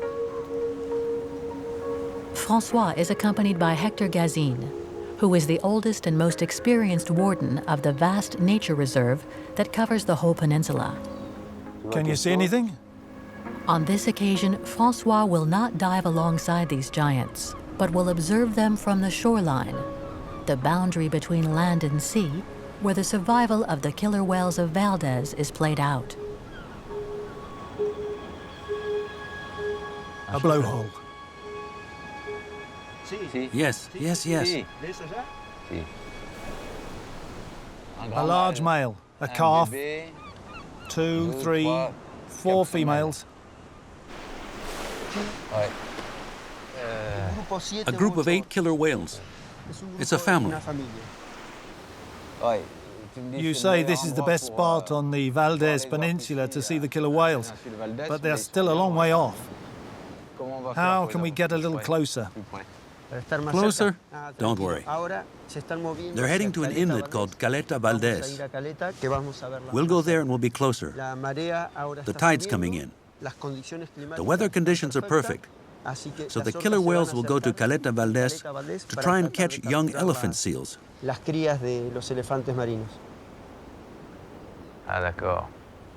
Okay, so we should go to the Caleta Valdez. At what time? Now? Now. High tide is at 11 a.m. We should get over there. Okay. Vamos. François is especially keen to see the killer whales of Valdez because this family is so unusual. It has been studied for the past 40 years, and we are only just starting to understand the family bonds, the solidarity and sharing that unite all its members. This society is matrilineal, that is, structured around the females. From the grandmother Maga, her sisters Antu and Ishtar, and her daughter Valene, who herself has a newborn calf, Nene, who is Maga's grandson. The family is comprised of some 15 members, including a large male, Juan, the son of Antu and Maga's nephew, who can be easily recognized by his impressive dorsal fin, measuring 1.5 meters.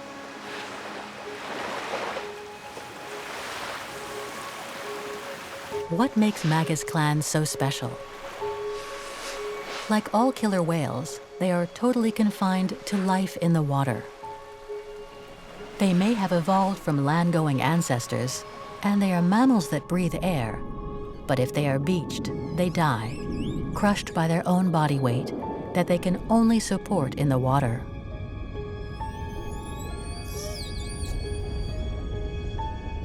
And yet, to hunt and feed, the killer whales of Valdez are unique in that they dare to risk their lives in defying nature.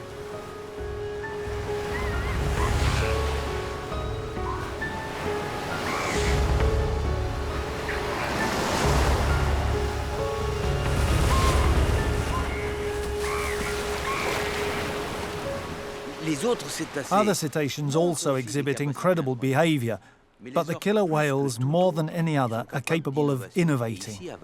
And here in Valdez, this tiny population is unique in that it has opted to hunt in a world that it no longer belongs to.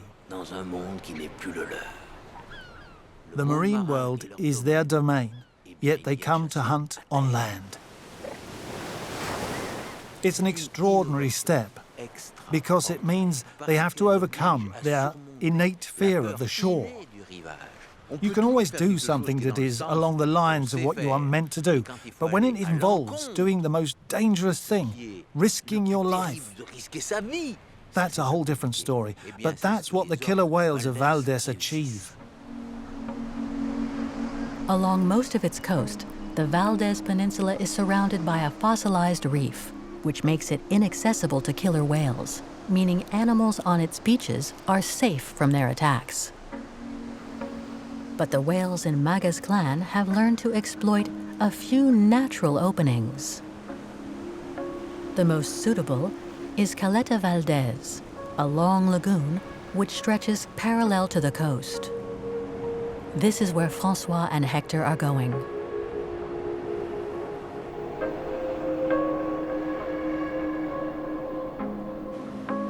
At this time of year, spring in the southern hemisphere, elephant seals gather for the mating season. When the tide is low, they are safe. The killer whales can only enter the lagoon at high tide and when the currents are weak.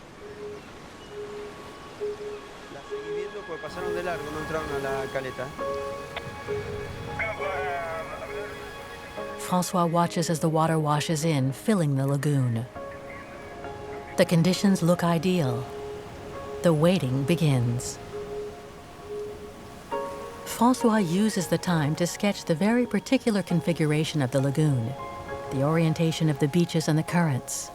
He also notes the position of the elephant seals and their movements. The hours pass. The tide goes out. The killer whales didn't show up. It's now a 6-hour wait for the next high tide that evening.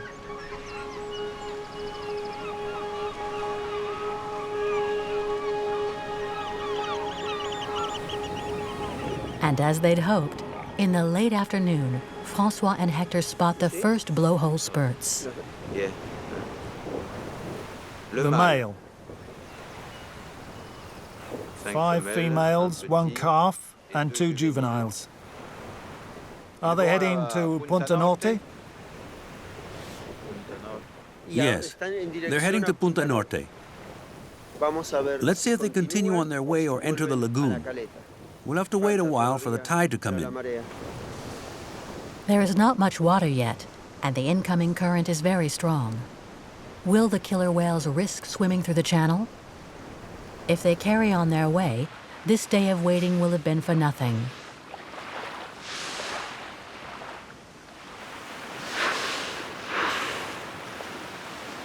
Look, they're going to enter the lagoon. They're approaching the inlet.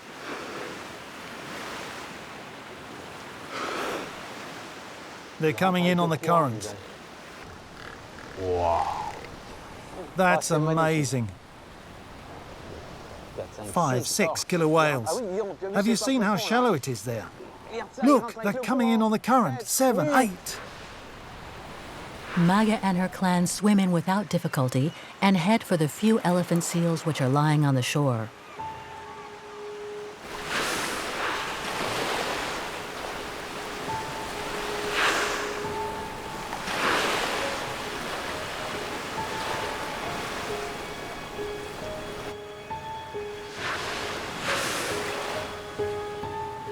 I think they're going to attack. Perfect. Watch out, they're coming in at full speed. You see the water moving? They're going to attack. They're attacking. 3 of them are out. Look at that attack. Look at that. 1, 2, 3, 4. 4 of them attack at once, and the elephant seal backs away. There's not enough water, you see?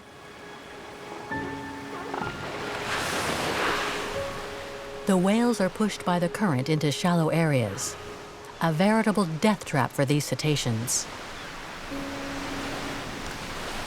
They decide to beat a hasty retreat, but to do so, they must confront the tidal currents at their peak strength.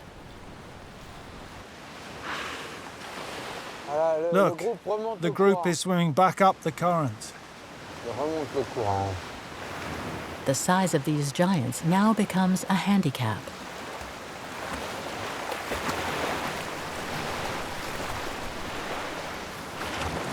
One, the big male, and whose son is struggling.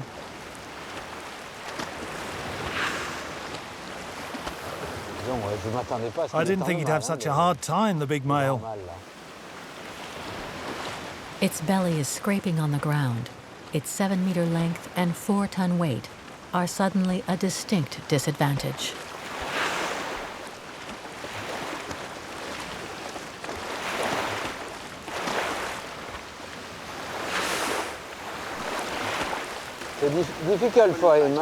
Yes, the others are making their way out of the entrance of the lagoon.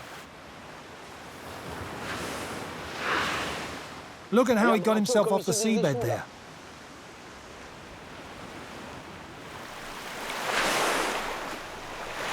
The killer whales in Maga's clan have to give up for today, which underlines just how difficult and risky this kind of hunting is.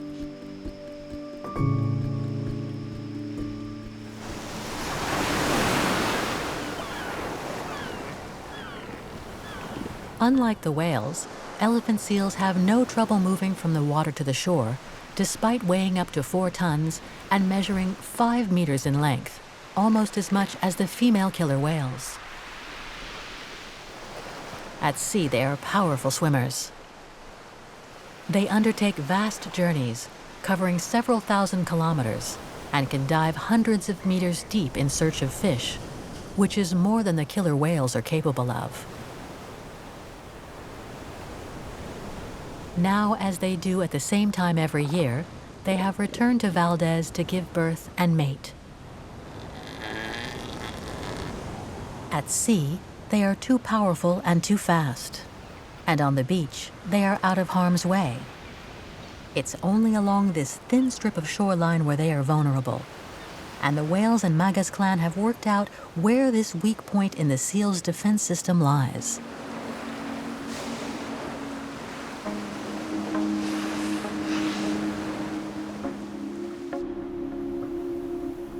François and Hector go closer to the shore, where this clash of the titans will take place.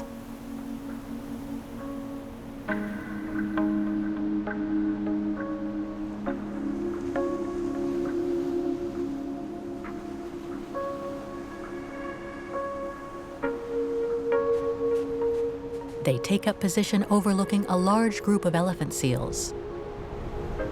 A large male surrounded by his harem.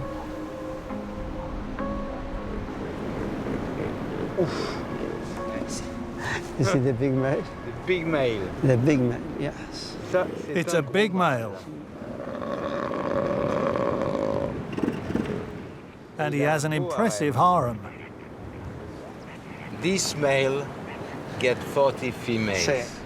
Look. Cada macho tiene Each male has some 40 females, en el harem.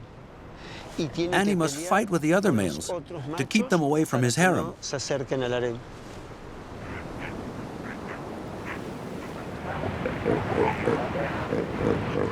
Unlike killer whales, elephant seals are always fighting. These constant battles are not conducive to building a lasting social group. Once he has established his harem, the big male has to maintain his hold over it through force. Even mating with the females, who are much smaller than him, seems to be done through force.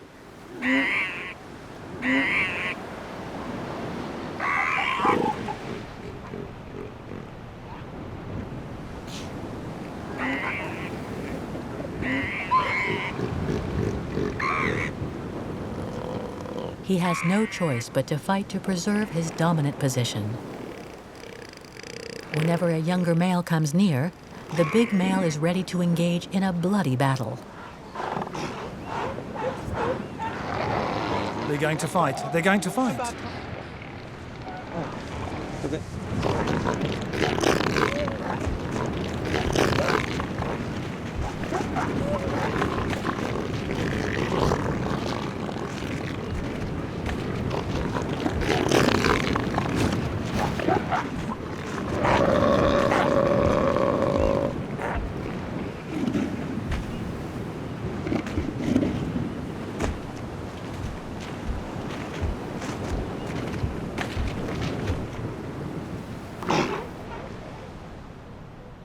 It's anarchy. A total free-for-all. Survival of the fittest. It's the opposite of the killer whale's social structure.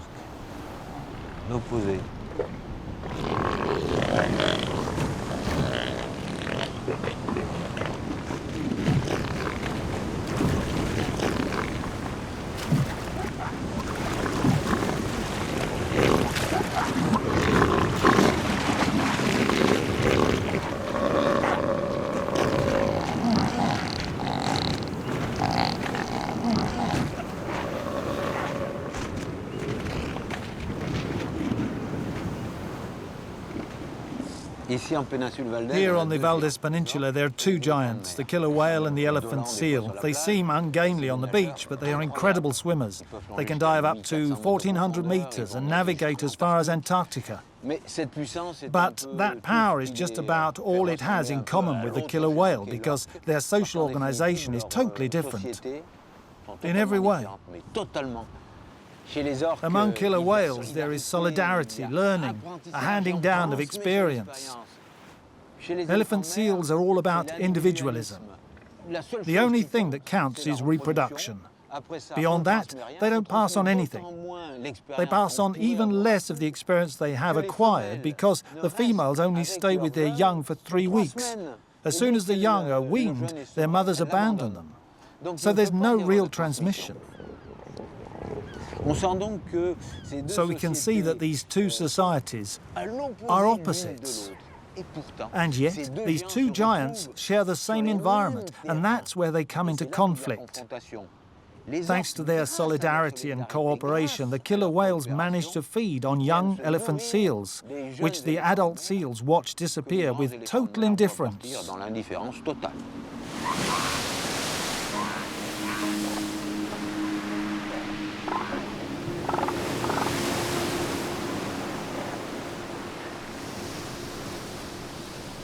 Left to fend for themselves, the young have no protection.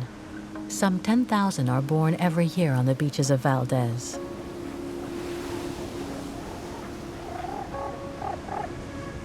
Their mothers suckle them for just 3 weeks, but that's enough for them to swell from 40 kilos to more than 120.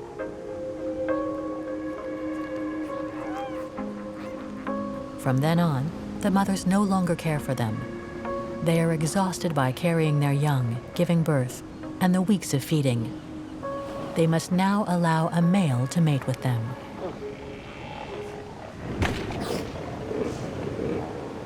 The young seals have to learn to swim by themselves. Their mothers never accompany them into the water. They have no idea of the risks they run. No one has taught them. When they thrash about in the water flapping their flippers, they make a characteristic slapping sound, which signals their presence to the killer whales.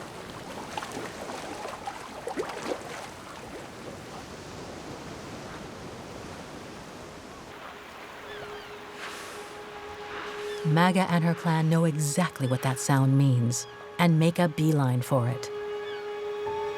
But for them to pick up the sound of seal pups, they need calm seas, with as little background noise as possible. Sheltered from the crashing of the ocean, the Valdez Inlet provides the perfect hunting ground.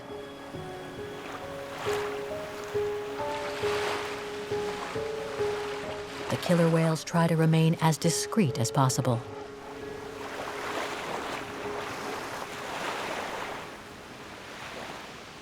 They even stop communicating.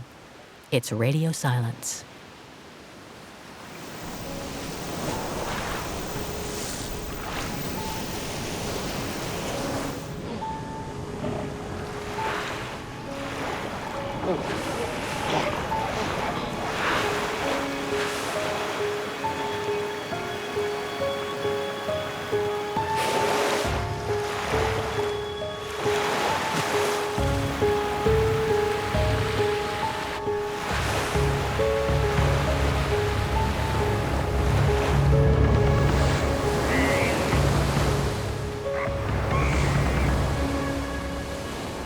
Sometimes they are just inches away from a meal, but experience has taught them they must be patient and keep trying. Fewer than half of their attacks are successful.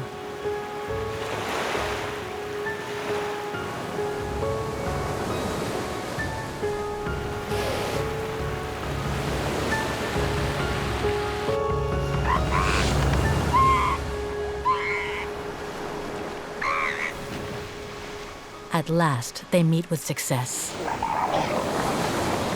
This is the work of Maga, the matriarch. None of them know better than she how to ride a wave to lunge in at the right moment.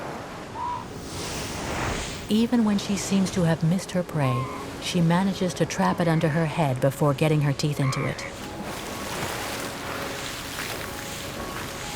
Maga drags it out into deeper water. She is hunting for the others, including Juan, the big male, who cannot master this technique and must simply watch her at work. Some whales never manage to learn this method, and others are still too young, but they can all depend on the extraordinary solidarity of the 8 females who know how to hunt on the beaches. Valene, Maga's daughter, usually takes part in the hunt. But this year, she has stayed in the open water to take care of her calf, Nene. Maga will take care of feeding the both of them. Valene and Maga do not fight over the catch.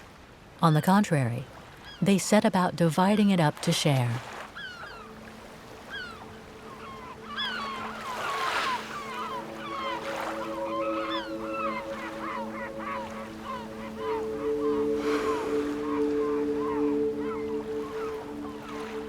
Once in pieces, Valene's son Nene can come and take his share, which his mother carefully feeds to him.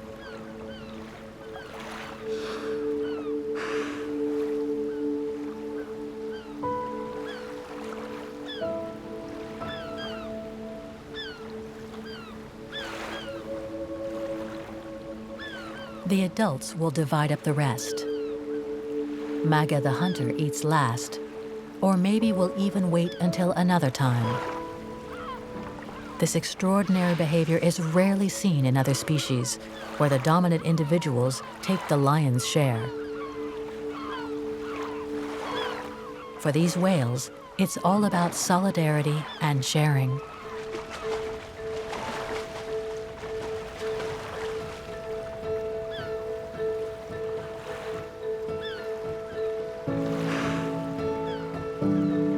Killer whales have been able to develop this rare quality because their matrilineal society is an extremely stable structure.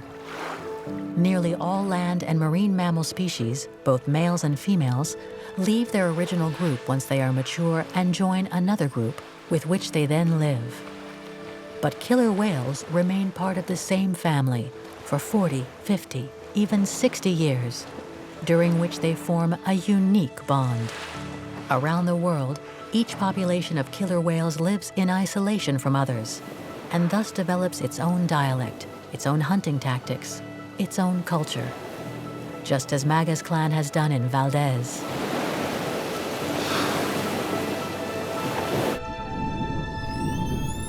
Similarly, in the North Atlantic, killer whales hunt in groups, which is the only way to bring together the vast shoals of herring which come to the fjords every year to spawn. The herring's elusive movements make them particularly difficult to catch. And one tiny herring is not as nourishing as an elephant seal. So the killer whales cooperate to surround and concentrate the fish. Some whales swim below to drive the fish towards the surface. Others disorient them with the sounds they emit. The fish panic and bunch together. Then the whales can strike the shoal with the flick of the tail. Each powerful blow stuns a large number of fish. The whales can then take their time to swallow them down. We see the same intelligence at work as in Valdez, that spirit of cooperation that only a close-knit society can produce. Many of these specific behaviors are still unknown to us. Scientists have, however, discovered some of them, such as this extraordinary behavior filmed in the Antarctic by Dr. Ingrid Visser, an oceanographer from New Zealand, and her crew.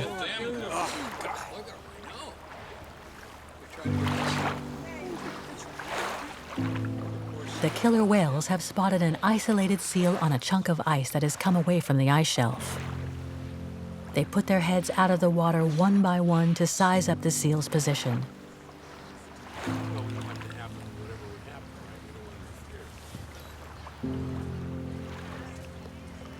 There's the calf.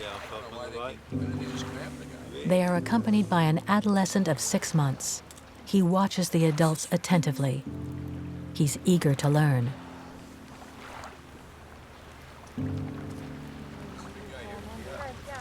Despite being surrounded by the whales, the seal is still safe on the ice. After some minutes, the killer whales swim off, apparently giving up. The lady is so happy. Very similar. Can you just get them right up there? Will they give up the seal?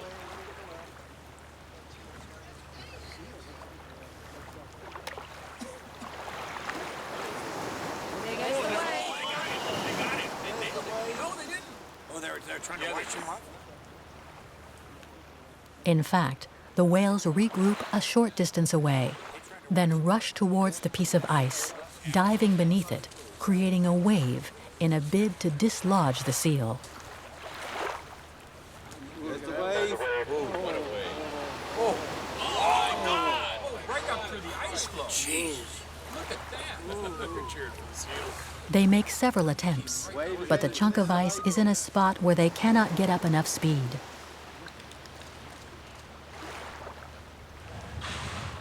It's no problem for the whales. They assess the situation, and several of them set about pushing the ice to a spot that is less encumbered. Yep, they're pushing the ice floe.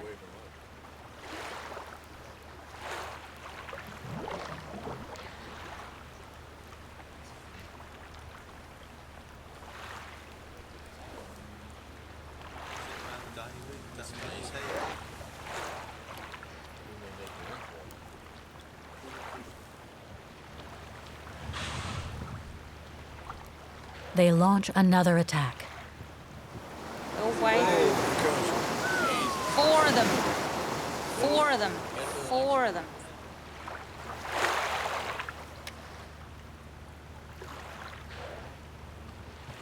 There it is. He's got it. In the mouth. He's got it in his mouth. Yep. Yeah, he's got it. But the killer whales aren't done yet. They don't eat the seal. They put it back up on the ice. One off the right. One to the right. There's the seal.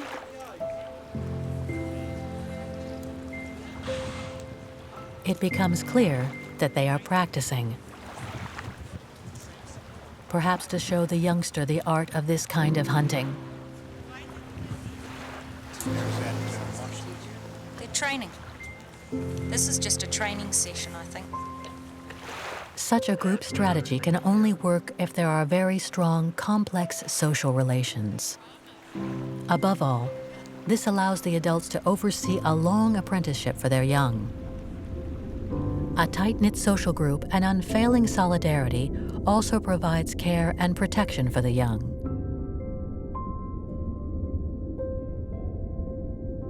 Among sperm whales, taking care of the young is a job for everyone. When a mother has to dive thousands of meters to hunt squid, she cannot put her offspring in the shelter of a den or a burrow, as her distant ancestors might have done. In the deep blue sea, there is nowhere to hide. When she dives into the abyss, she has to leave her calf in open water near the surface, at the mercy of predators.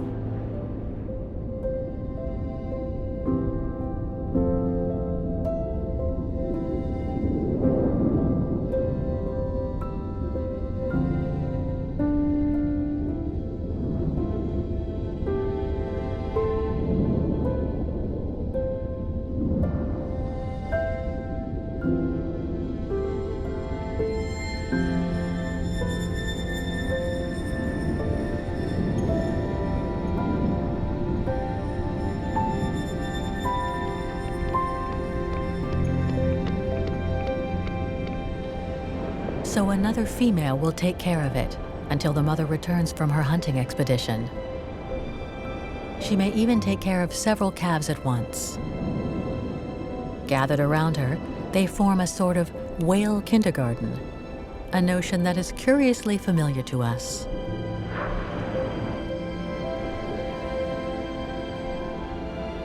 The female has foregone hunting on this occasion. This is more than just simple cooperation, because there is no personal gain for her, beyond the good she does for the community. Just like Maga, the female killer whale who hunted for her kin in Valdez. The whole clan thus participates in the protection and education of the young, either by turns or collectively. A newborn may even be suckled by several females, making it sometimes difficult to know which one is its actual mother.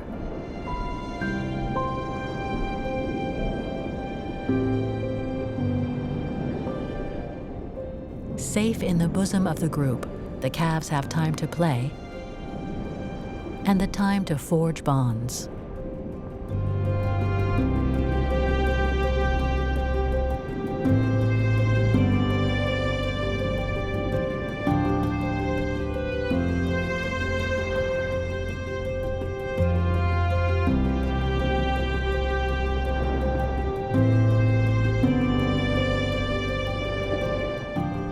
is one of the keys to the success of these societal groups. Whichever the species, the young remain alongside the adults for many years.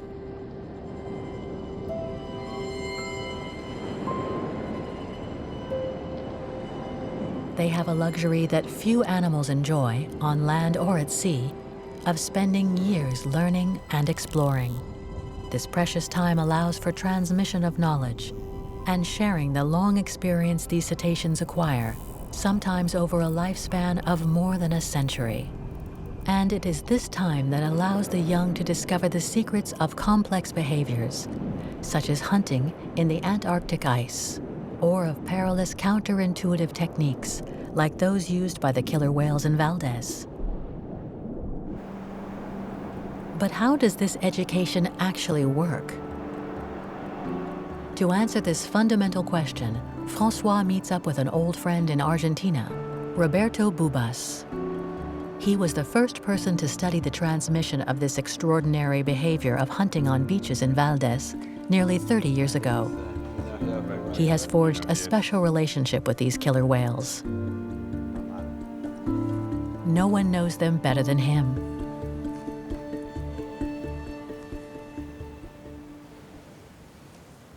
That is in Quereta Valdez? This is Punta Norte. Punta Norte.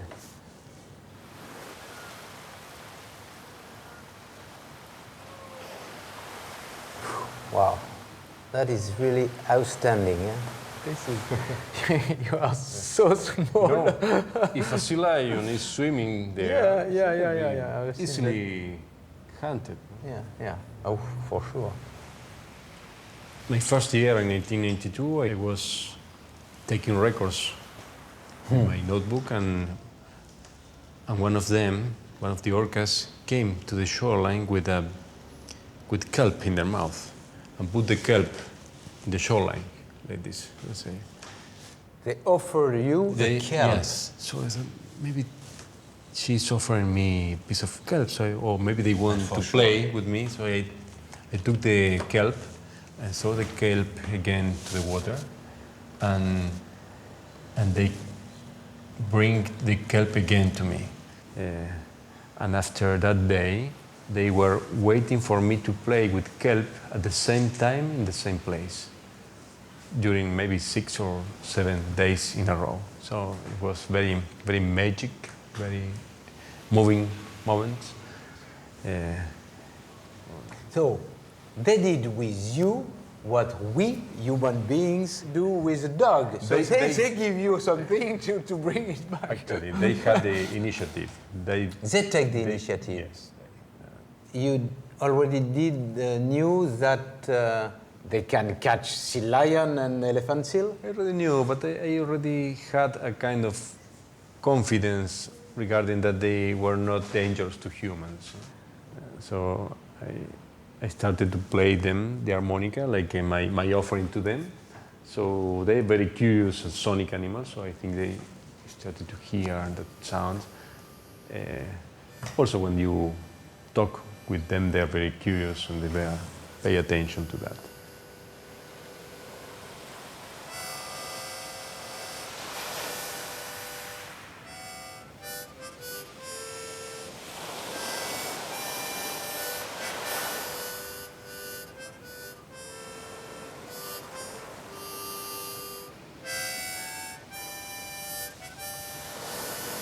So how do the old females share their experience with youngs?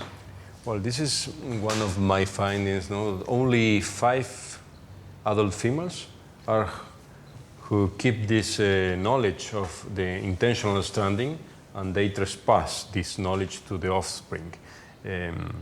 At 6 or 7 months of age, when they are really pups yet, they started to teach the pups to go to shallow waters. They do this behavior when the water is calm, not very rough or windy. And after that, at 2 or 3 years old, these pups start for first time to strand themselves, sometimes in beaches which there are not food, not available prey. just practicing this intentional standing behavior. So, this is Maga? Maga and Agustin. Agustin. Mm-hmm. No, this is a typical teaching behavior. Typical. The mother or the grandmother show the behavior, and then the juvenile copy the behavior, and the female help the baby to come back to deeper water. Roberto Bubas was the first person to film this educational behavior, which is extremely rare in the animal kingdom.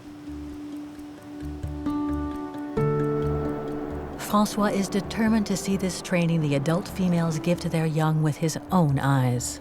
To him, it's even more important than the powerful emotion of the hunt or those precious moments of sharing that we have witnessed.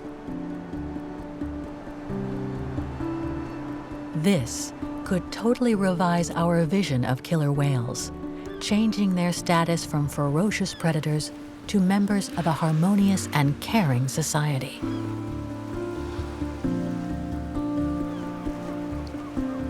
He and Hector take up their positions, ready for a long wait if necessary until the conditions are right.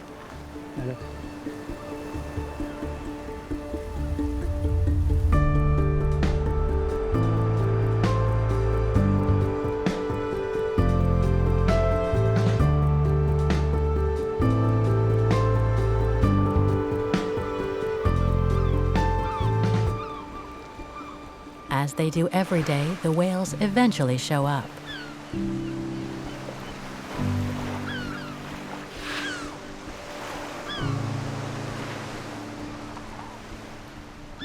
But this time, they ignore the beaches full of elephant seals and head for the north of the inlet, with its long strip of land where there is practically no prey.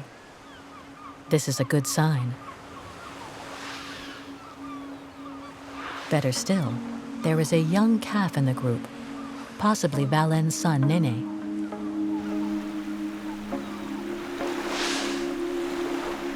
Hey. See them there? Look at the killer whales over there. There's a big male and an adolescent. Yes.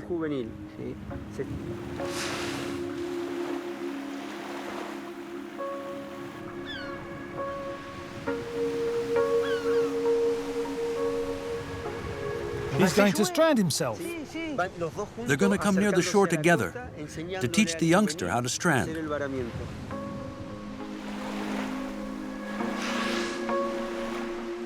The calf is indeed reticent about going near the beach. The female encourages him, showing him how it's done. He follows. And when his instinct kicks in, making him want to turn back, she stops him with a tail movement.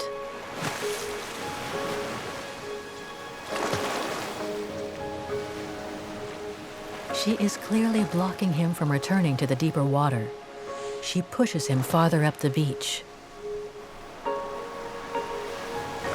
She forces him to remain beached for a moment to overcome his instinctive fear.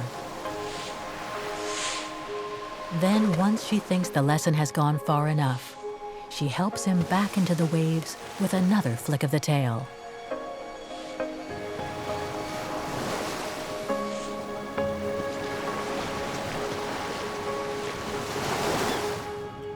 Is the female Maga?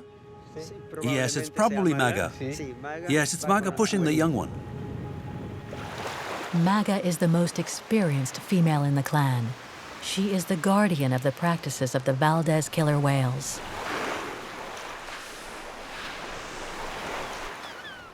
To pass on her knowledge, with the help of the other females, she will encourage the younger whales to repeat the exercise along the length of the lagoon.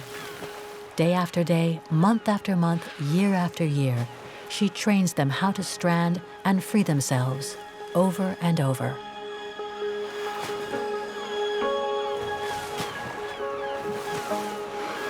As if that were not enough, they also have to learn to spot and then catch their prey, elephant seals or sea lions, on the beaches of Valdez. It will take the most gifted up to 15 years to become accomplished hunters. then they too have to pass on to the next generation the art of intentional stranding, the specialty of the Valdez clan.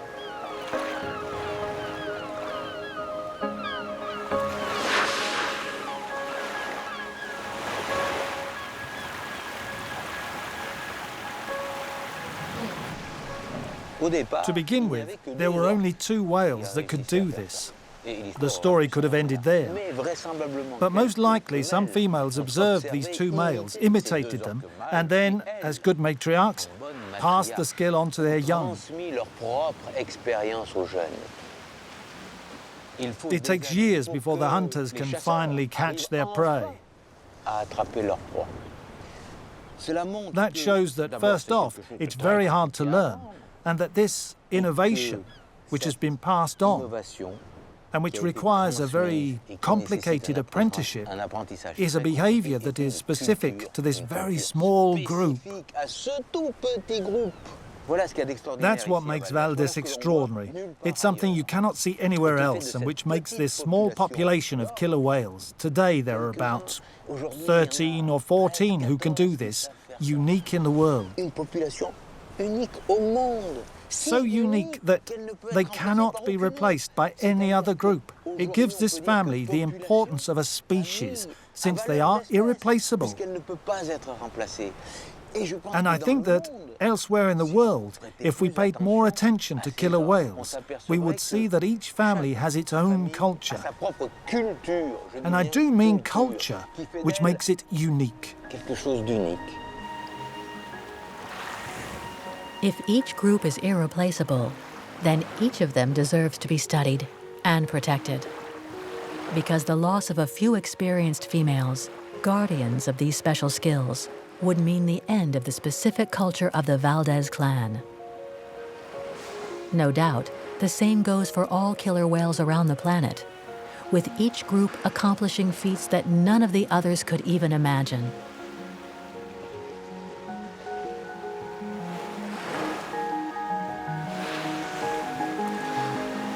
And what goes for killer whales is probably also true for sperm whales, dolphins, and other species of cetacean. For they are more than just species. They are societies, families, and clans.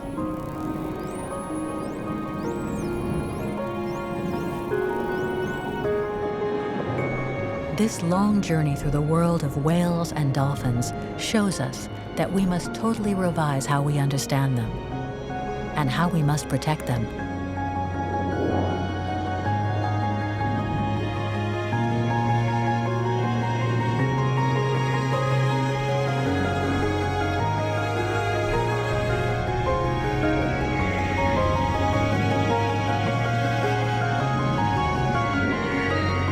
We are at the start of this stunning exploration to discover a whole new world that is the home to these titans of the deep.